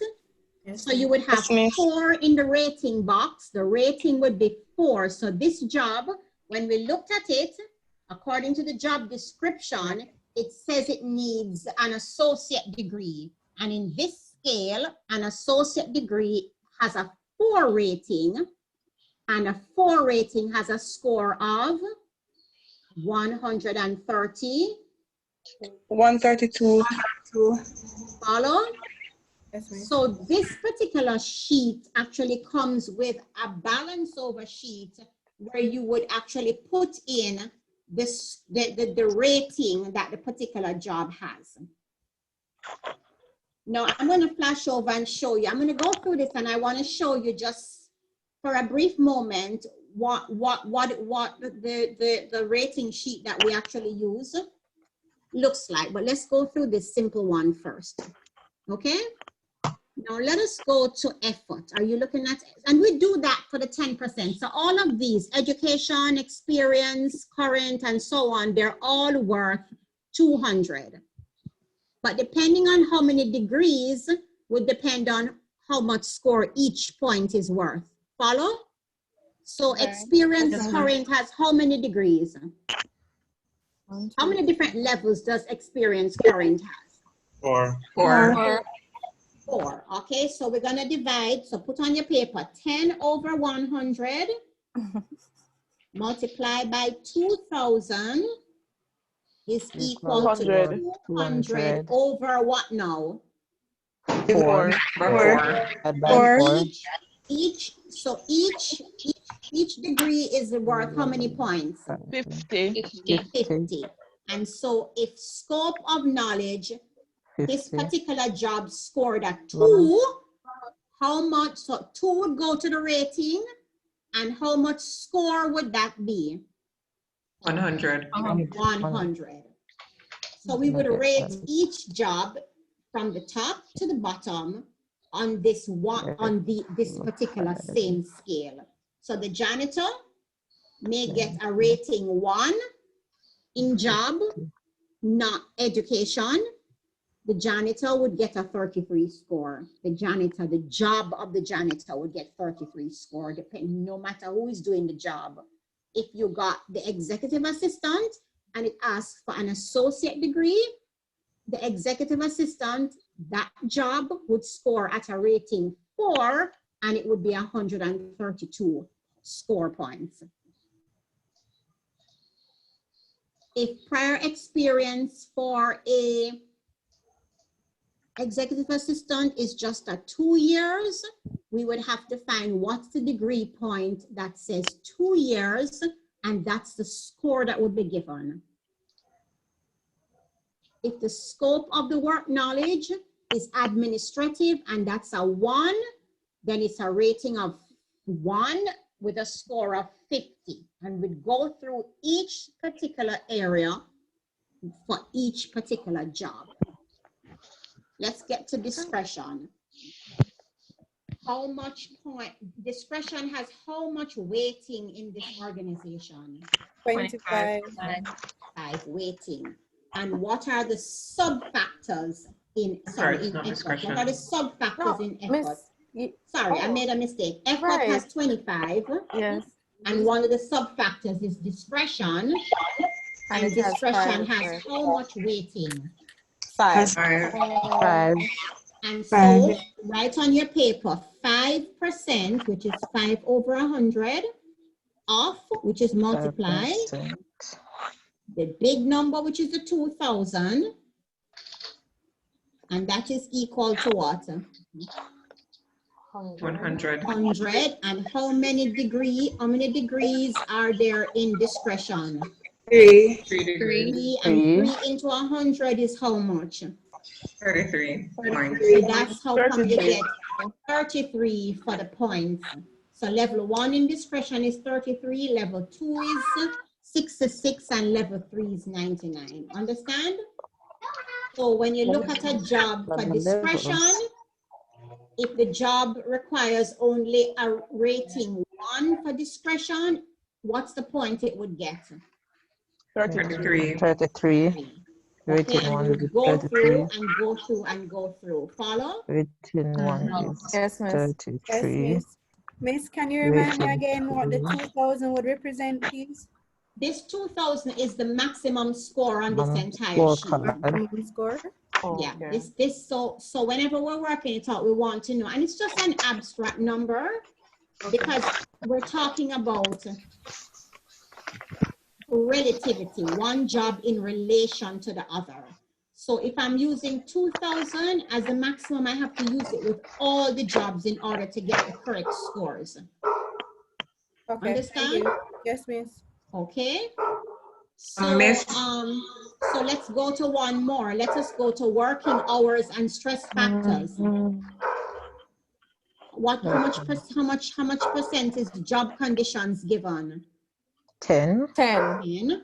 And again, we say 10 of, because it says 10 of 2,000, and that's 4 points, and so on and so on. So a job of a gardener may measure low on education. It may be a rating 1 for education, which is 33. A rating 1 for discretion, which is 33. Are you following as I'm speaking? Confidentiality rating 1, problem solving rating 1, supervision received rating 1, and so on. But when we get to working hours, well, this one says working hours and stress factor. So stress factor, we would measure things like the external environment, the physical effort, and so on, right? And we would say that the external environment of a gardener would be outside in the sun as opposed to somebody who works in an office, which would be a nicer environment, or a bearer, or somebody who's on the road driving up and down with money, or so. I remember somebody from the bank said that they added in that risk factor in all the jobs there, the risk factor of being held up or so on. We would have to measure that as a risk factor to the job. Okay. So the gardener may have gotten 1 for everything, but when it comes down to his job conditions, you may see him scoring a degree of 3, which would be, how much score would that be? 150. 150. Whereas the manager who works inside an office, if you're looking at, well, just that we measure stress factor, so it may measure up back because the manager's stress factor may actually be greater than the gardener's stress factor, but the working condition of the manager may be nicer than the gardener's working condition. Follow? Yes, miss. Yes, miss. Okay.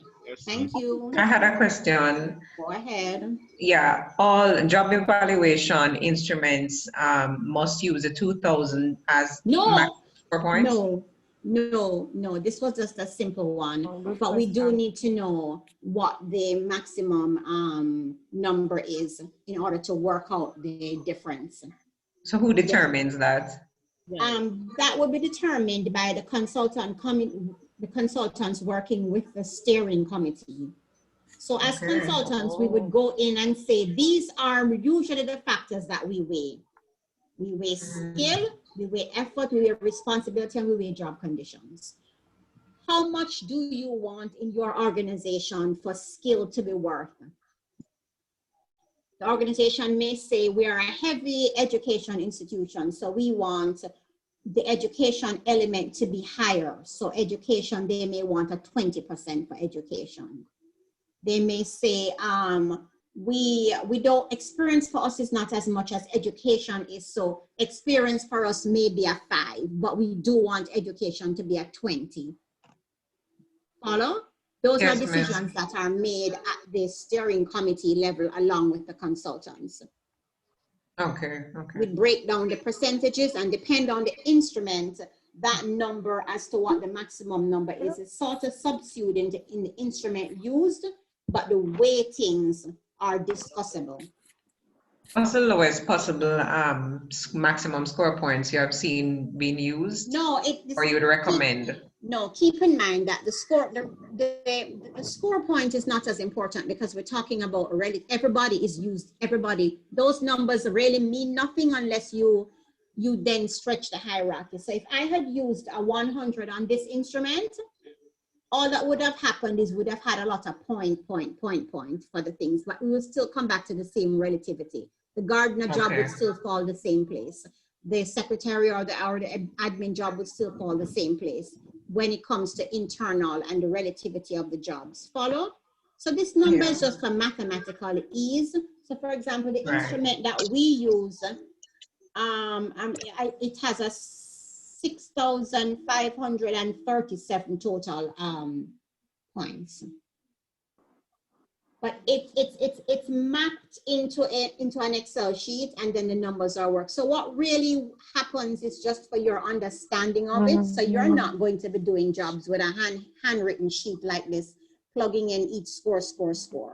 So the sheet, the instrument itself would have a maximum score in it. What would be negotiable is how you break up the sub-factors. The weighting. The weightings, what percentages that you give. So some companies, so for example, we were doing a job with a bauxite and mining company, and they felt that education was not as important as technical skill for them. So there was a lot of conditions argument. too. Beg your pardon? And job conditions would also weigh working heavily. conditions. So they felt that those were the critical elements for them. And so we had to maneuver the instrument according to the suit of the organization. So you can imagine if you were doing an instrument with a university or with a school, and they would say education is important to us. We want our lecturers and our facilitators to have a particular degree of education. And so that would carry a higher rating than even the working conditions, because by and large, we all operate under these amiable fair conditions. Follow? Yeah.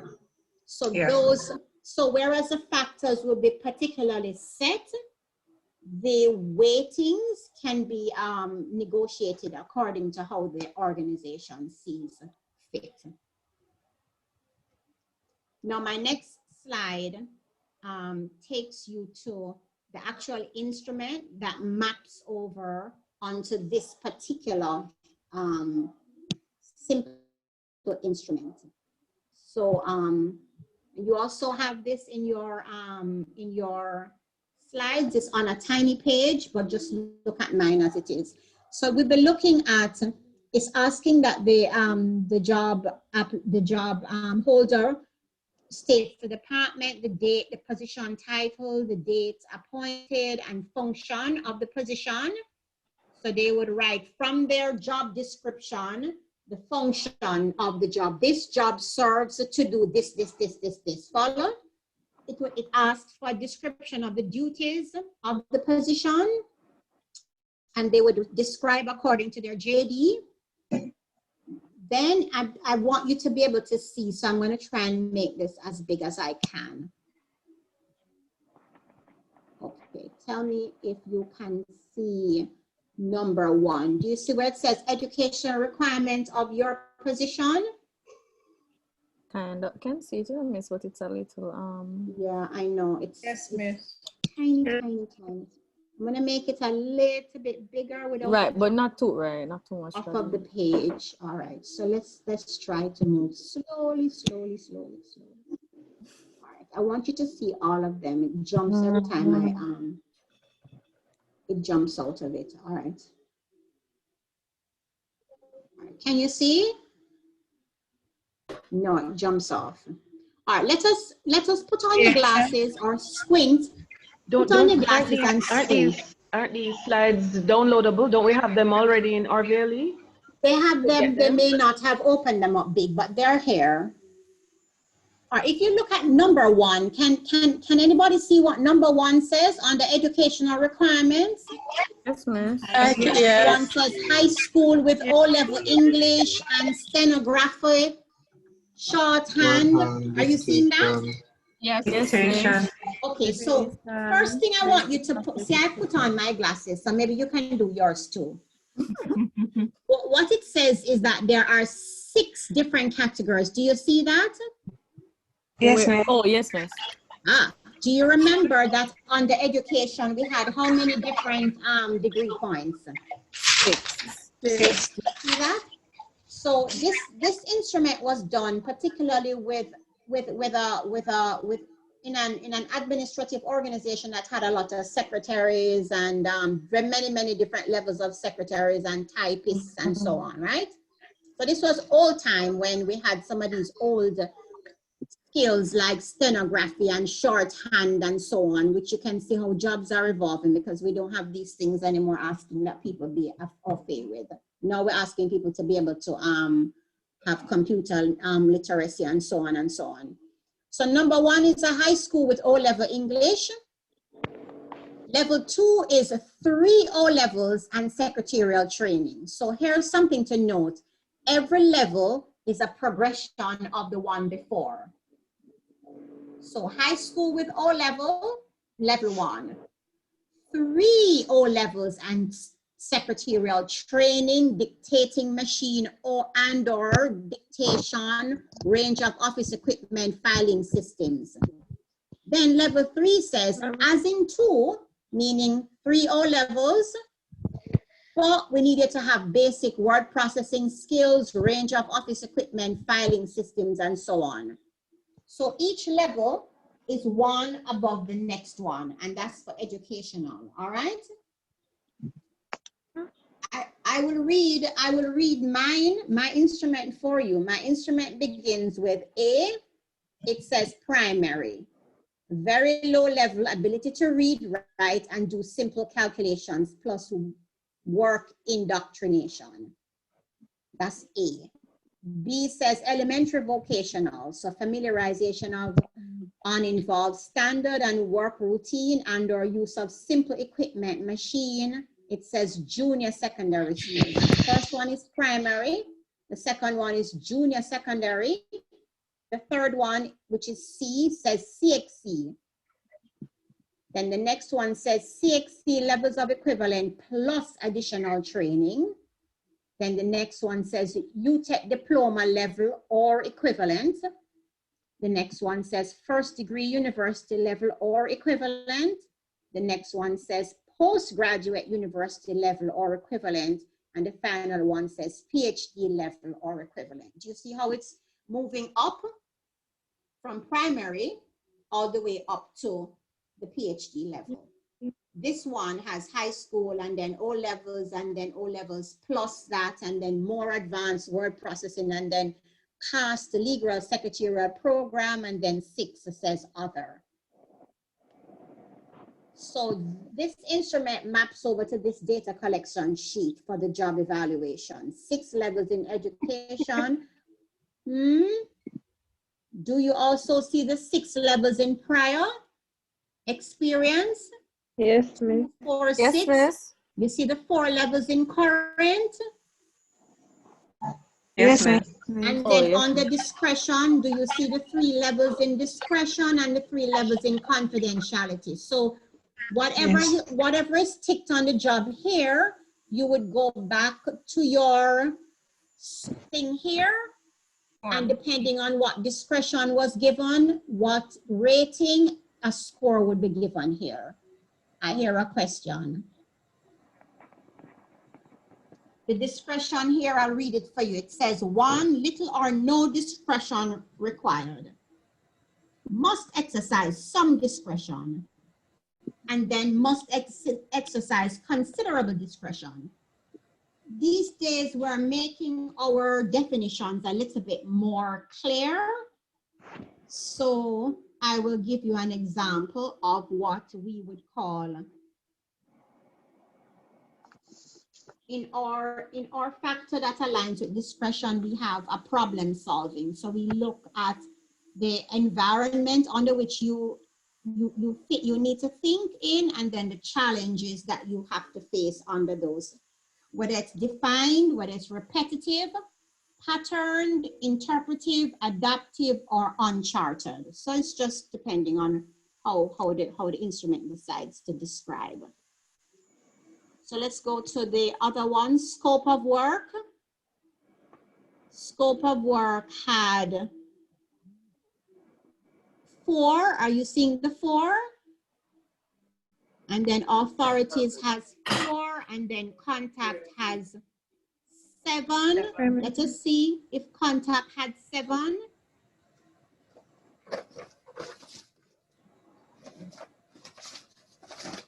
Are you seeing contact internal and external? Yes, yes, miss. You see 1, 2, 3, 4, 5, 6, 7. Do you see it? Yes, miss. So this has to match back to the data collection form, and then each job goes through using this particular instrument, and then each job, a score is attached.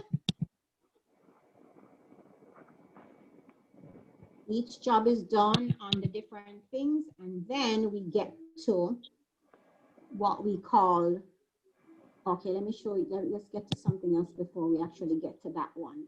I want to show you this. This says current salary versus the evaluation scores. So let's go back to, this is actually a slide made of this, and this is small too, but I'm gonna try and make it large for you.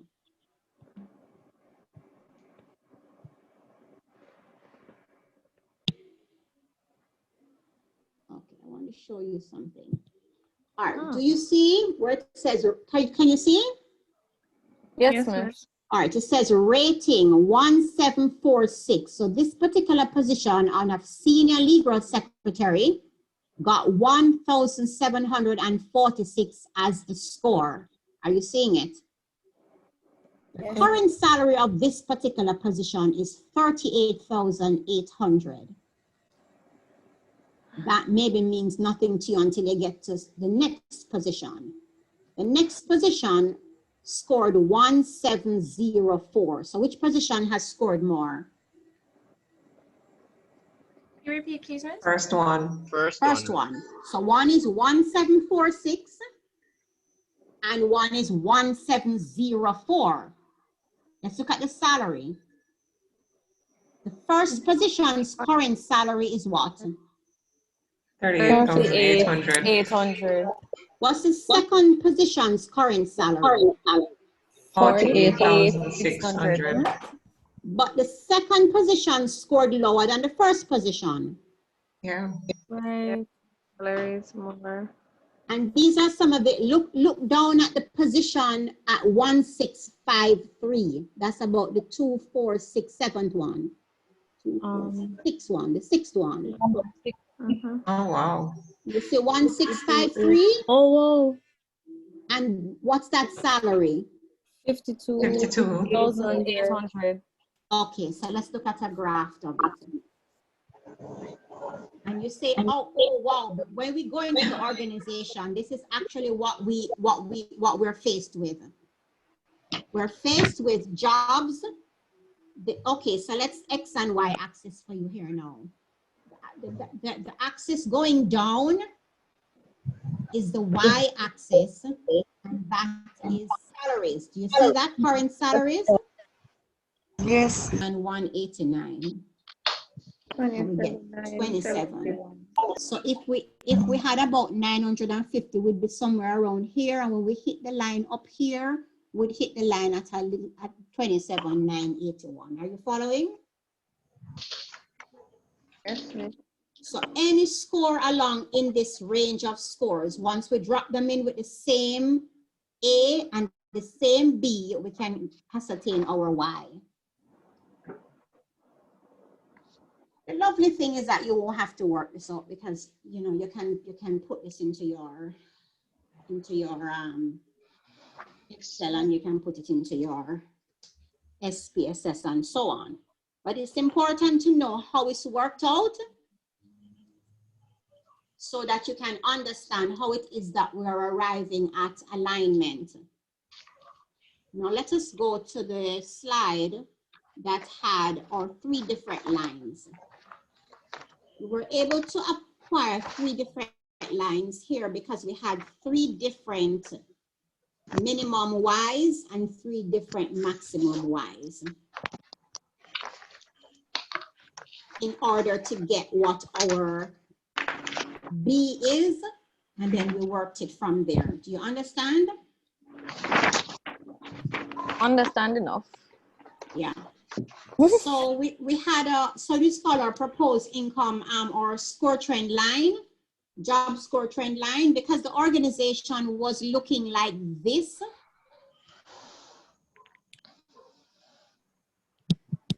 Because the organization looked like this, we found that one trend line was not enough to align the organization, because this person who's already making almost 50, let's say this person is making 53,000, would have to drop all the way down to 35,000 something. Do you see how far away this person is from the trend line? Are you seeing? Yes, miss. All right.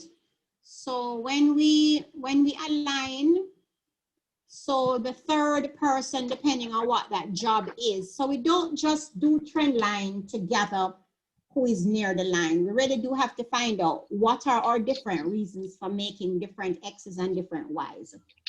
Sorry, not Y's, different, not X's, different Y's.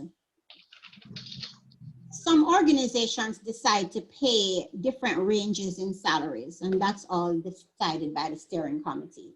So for example, an organization might say, we want to pay our admin people minimum 2 million, maximum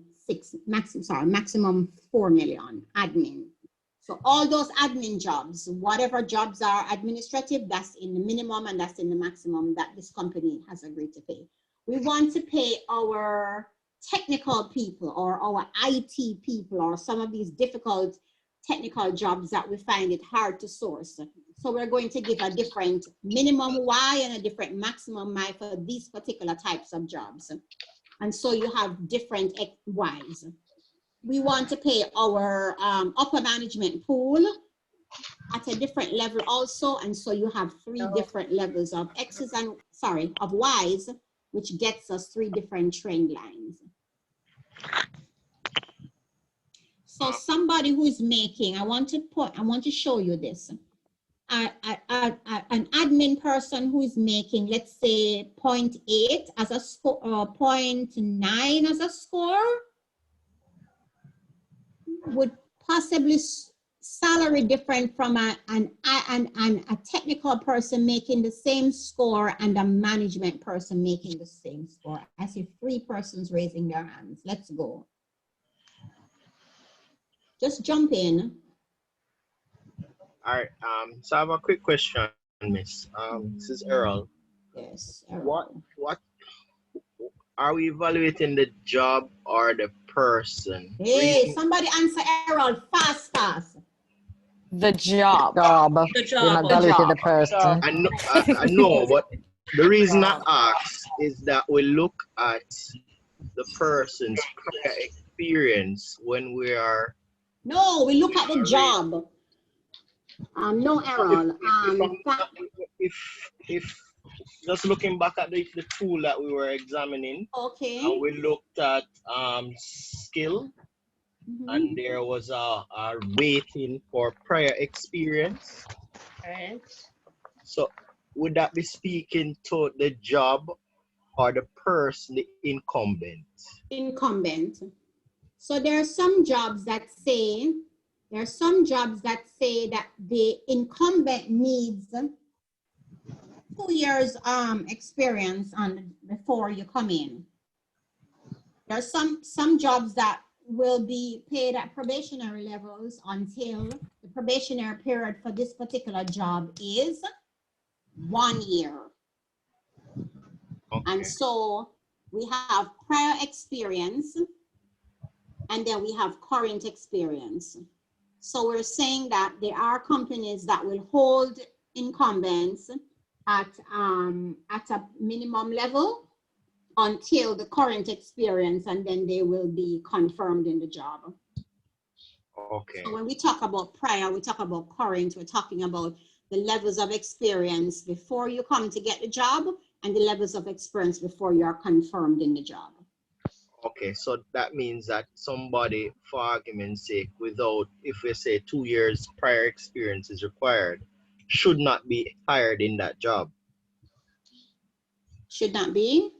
Should not be hired in that job. So if you don't have 2 years experience, you cannot be hired in that job. Well, if we're gonna go according to the instrument, and we're gonna be according to the job description, when we are selecting, we need to be objective and say this particular job requires that you have X amount of experience. If you don't have it, I'm sorry, I will not be able to employ you to this job because you do not meet the standards according to how the job has it laid out. Okay. And these are the problems that if companies were to stick to these guidelines, they would not fall into as many subjectivity problems as some of them are falling into. Okay. The only thing I challenge a strong word, is that we evaluate the job when the people are already in them. So if it is that this person is found wanting an experience, prior experience, then we may have to make that job redundant and redesign the job. Well, sometimes we don't, okay, especially for prior experience. Remember now, whenever a company goes through this extensive exercise, it's always for moving forward. So somebody's in the job who is doing well in the job but doesn't meet all the requirements, and the company may decide to keep you in the job. Okay. But the new person coming in will now have to have A, B, C, D, E, F, G. Okay. So we have had companies, for example, I had a company where the marketing manager had come up from the bottom and did not have it had asked for a master's degree. The marketing manager did not even have a first degree, but the marketing assistant required a first degree. So the marketing assistant was newly employed with a first degree. The marketing manager had been there for many years. The job requirement was a master's. The marketing manager did not have a first degree either. Okay. Problems happened, problems began to evolve because the new hire who has a first degree, because the marketing assistant requires a first degree, started to complain that her boss was not au fait with many of the tenets of marketing. And so the assistant ended up having to attend and to do much of the training and much of what needed to be done on an official level because the assistant was really more qualified than the manager. Right. Now, how the company chose to treat with that is that was left up to them, but it was given to them that a manager ought to have a first degree and the assistant have a master. Sorry, manager has a master's, assistant has a first degree. Right. You find companies will have to find ways of treating with going forward. Okay. But if it is, let us say I came in fresh out of school in our jobs, I didn't have the prior experience. I've qualified for the job. I mean, I've been in it, so I must now have the current, right? Right. I have the education. and everything else. I just didn't have the prior when I looked at it on my resume. But I'm doing, that's a minor issue to attend to in terms of you wouldn't want to let that person go because they never had the prior. Right, agreed. Right. Agreed. So if these are things that, so we leave the instrument with the HR department and they decide on how to treat with. Yeah. So I don't remember if you, last week I told you about an activity that we had done with an organization where when this was done, they decided to ask us to do a manpower assessment, which meant that we had to go through every single file of every single employee to determine whether they actually qualified for their job, yes or no. Okay. And that was left with them as to what to do with. Okay. Miss, Mm-hmm. Just to add to what you were just saying, in terms of how the organization treated, granted that they would have gone through the job evaluation process, and the report revealed that, okay, you may have 10 persons who don't necessarily have the qualification, but they've been there for years. The decision would then rest with like the head of the human resources to say, okay, we'll just grandfather those 10 persons in those positions. Yes. And it says almost like a keeper listing that, listen, Yes. these positions, these persons, back in the days, this was what existed. Yeah. There's no change to think of at this point, but for anyone coming. All right. Okay, so this will be part 4.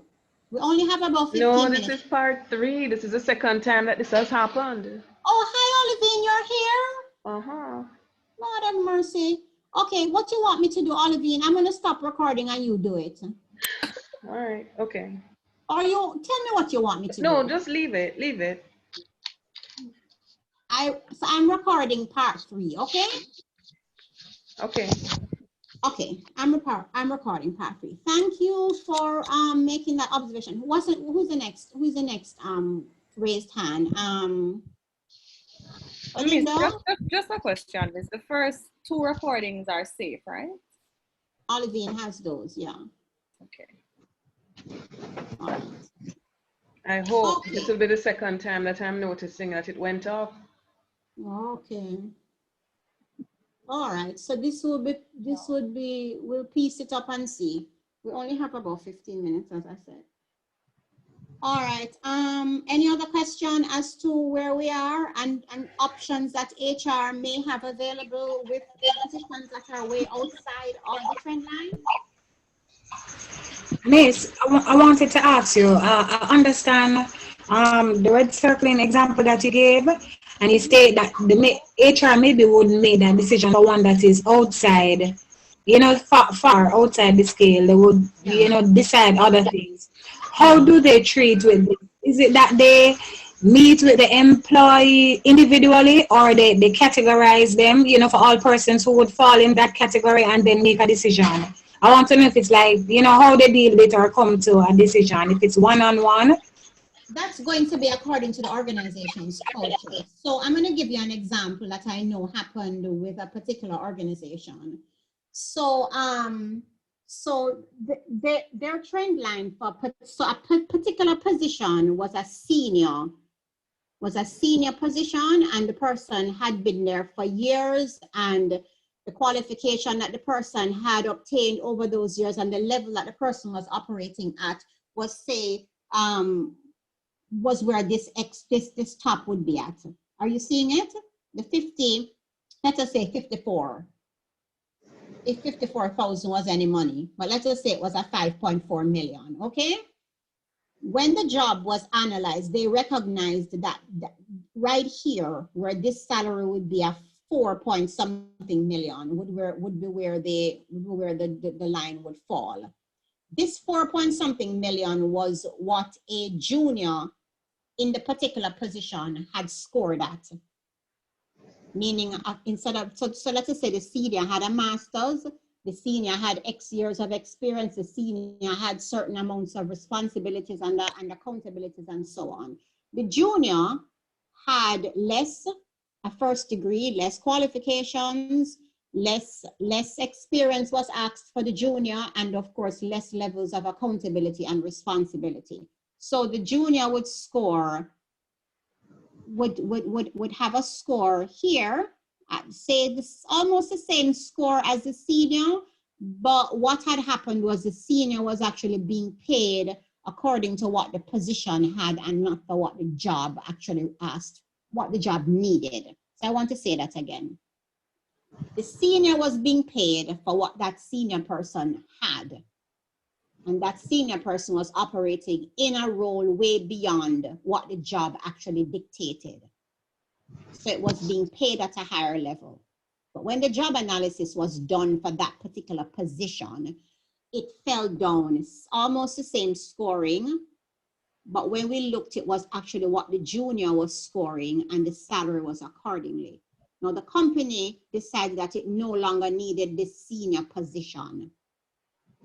Why would I be paying almost $1.5 million more to somebody who is almost doing the same job? So they made the senior redundant, reduced the accountabilities and responsibilities that the senior had, standardized the job that the junior was doing, and so ended up paying it at the 4.1 million instead of at the 5.3 million. Understand? So the senior position became redundant. Now the senior became disgruntled, and the comment was made that they were making her job redundant because they could find somebody less experienced, less qualified, and pay them less. But here's the objectivity of the matter. The matter is, if you're a company that exists to make profit and you can get a less qualified person with less experience but can actually do the job, why am I paying somebody who had a high level of education, came with more things? Why was I paying higher for the same job? So the higher one was made redundant. The job became a lower level job and the salary was along the trend line at the 4.1. That's just an example I'm giving that actually happened. So companies have had, did they call in the position holder in this at this high level and say, we're letting you off because we can pay lower for your job? No, that's not how it was worded. But it was worded in essence to say that we're making your position redundant. The senior, whatever it is that you were, we're making that position totally redundant. We're just going to have one position called so and so and so. We're not going to no longer have junior and senior. We'll just have one position. And that's how that was treated with. So different companies with different cultures will find different ways of treating with jobs that are way outside of the trend line, especially after a job evaluation is done. Understand? Yes, miss, thank you. Yeah. So like I say, it's gonna really have to do with the company.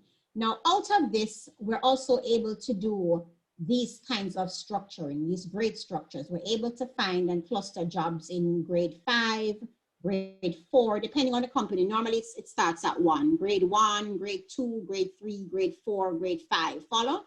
We're able to create these kinds of structures coming out of a job evaluation exercise. We're able to create org charts coming out of the job analysis, and all the reporting relationships. We're able to do the org charts. And so we're able to leave the organization on a footing that leaves it with some levels of structure. Now, one of the tools that we use in our scoring is we make sure that no job that reports into another job is on the same level. So for example, the customer relations person here and the project manager, are you seeing these two? These two jobs report into the director of services. So in the scoring, we can't have customer relations in the same grade as the director of services. So these are some of the things that we're very careful of when we are doing our structure, these kinds of structures. We ensure that if persons that report into the next person, that they don't end up being in the same grade. So the job analysis helps us with this particularly well because it tells us who reports to who. Sorry, the job analysis helps us with the org chart because it tells us who reports to who. So we can always keep an eye as we're scoring to ensure that the director of services would not fall into the same grade as a customer relations or a project manager or so on and so on. So all of these are used in order to ensure that we stay in internal alignment. Okay, now that was a lot, but we got through how we do job evaluation using this particular simple tool that the particular simple tool that I was able to use with you to go through it. Now, the group that is doing group 3 and group 4, can you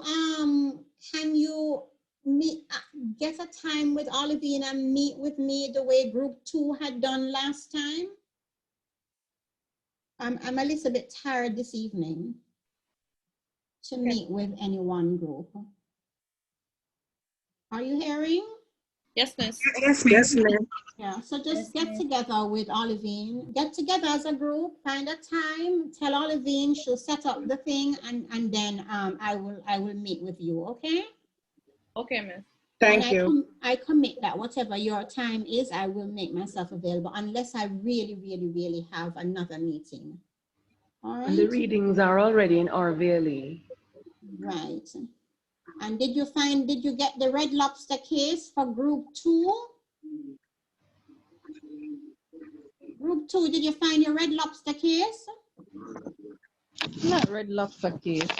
Red Lobster Red case Lobster was group 1. Group 1, sorry, group Red 1. Lobster. You found it, you found Red Lobster? Yes, miss, we are working on it. All right, I just wanted to make sure that you found it. I wanted to All the show groups you. should go on and check to see if they find their thing there. I think all of them are there, but they can just double check. All right, I wanted to just show you. I mean, we have a couple of minutes. I'm wanting to show you what my just so you could look at it.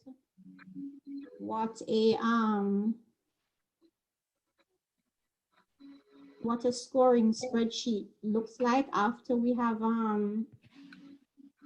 after we've scored.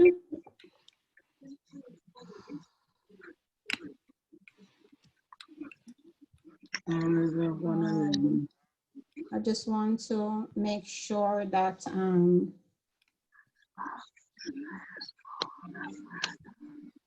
we can look at it without giving away too much information from the company. Let me just go up to the top here. Let me see.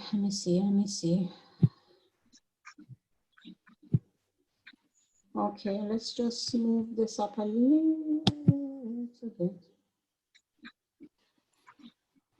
All right, no, this, okay. When I meet with group 3, I will show you what I want you to use to further work with it with the class. Guide charts. Okay, so again, you're gonna need to put your glasses on because these charts are what made me end up having to actually wear glasses because they're just so tiny.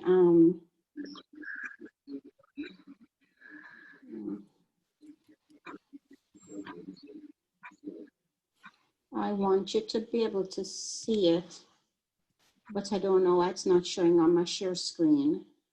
All right, hold on, guys. Let me share screen. I've opened it.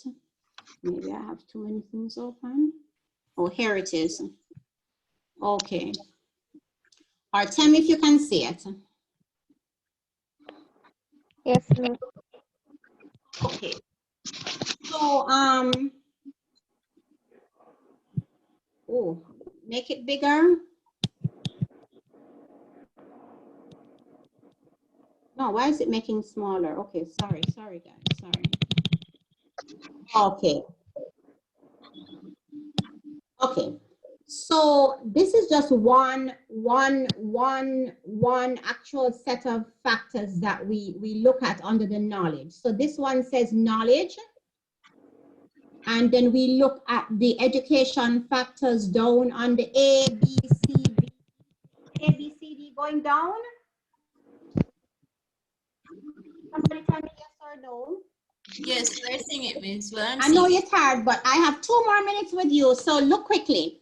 So this is the different levels in primary, elementary, vocational, or so on. All right, and then we go up after that. We go up to the top and we look at managerial skills.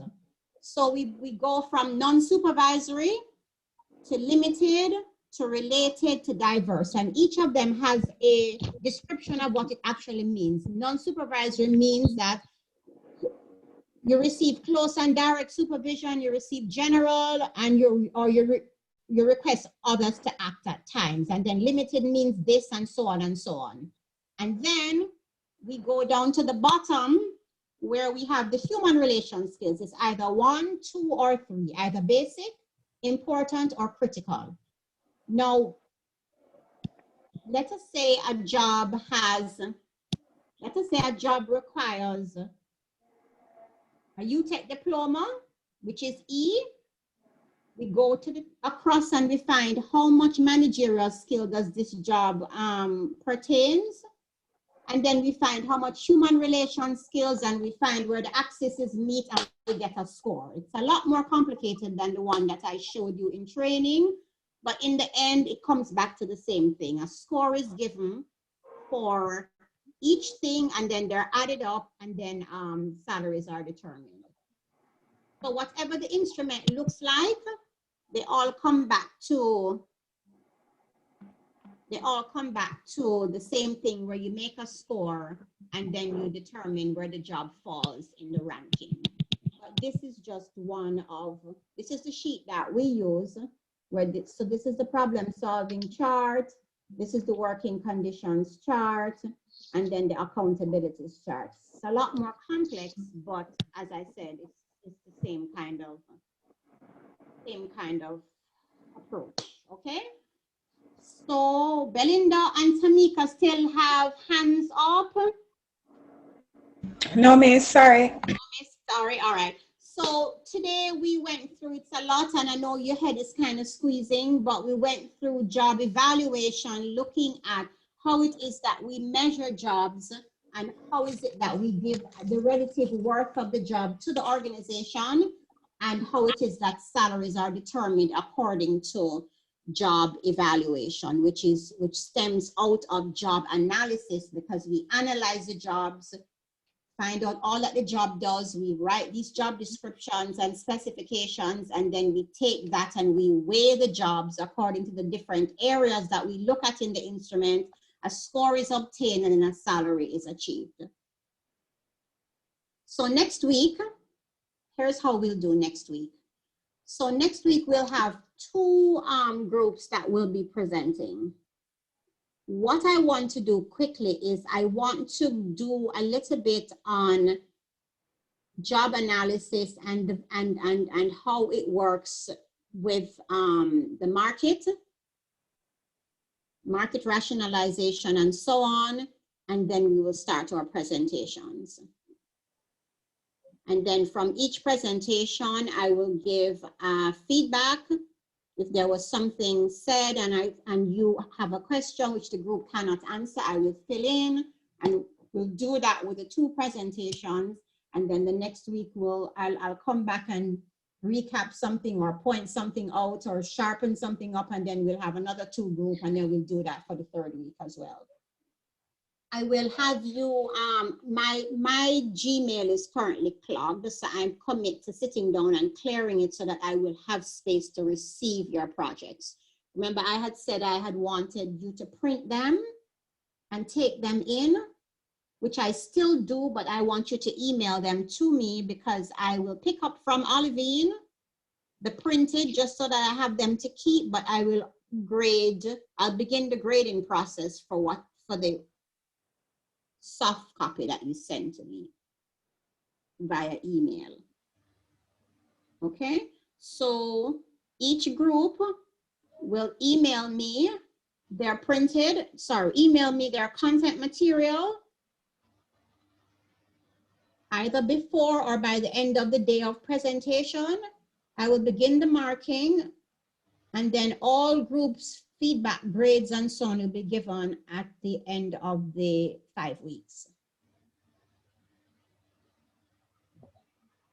So the group that presents on the 5th week, I will meet with you for feedback, possibly in another week after or another 2 weeks, but I'll let you know. But the other groups will get their reports in the last class. Any questions? Are you available at 5 o'clock tomorrow to meet with group 3? They've sent a message in the chat. Group 3 already tell you 5 o'clock? Tomorrow, yeah. Group 4, okay. Shireen's group 4. Group 4? Yes. Okay. All right, Olivine, I am. Just send me the thing and okay. And I commit to making myself available. Okay. Any other question? Group 4 is the market. Is the market the labor market. Labor market? And job analysis. Okay. Okay. All right. So group 2 that I had recorded, I'm going to clear my Gmail and see if that's why it's not sending. But Olivine gave me another option, which I will also try, and I will see if I can get it to you. But remember, I said if you have any questions that you can also just send it back, send it to me, and if you don't remember what I had said or something, then you can all right? Okay, no problem. Okay, Damian. Any other question? And remember that I also need to know who the group leaders are. So on your presentation that you're going to send to me, you're going to have the name of the member, the member's ID number, and the member's email address. Okay. We're gonna get used to that in this space so that when we have need for you, we don't have to be bombarding poor Olivine to find the student because we don't know where the email address is and we don't know how to find you because we may need you really quickly, all right? Fair enough, miss. Yeah. All right. Thank you. Thank you guys for your participation. And as usual, I'm here for any questions that you might have. Okay. Thank you too, Olivine. And have a good evening. Thank you. Have a good evening. Okay, thanks. So I'm going to end this recording now, and I have recording for group for part 3. Okay. All right, guys. Good night. All right, walk with everybody. Okay.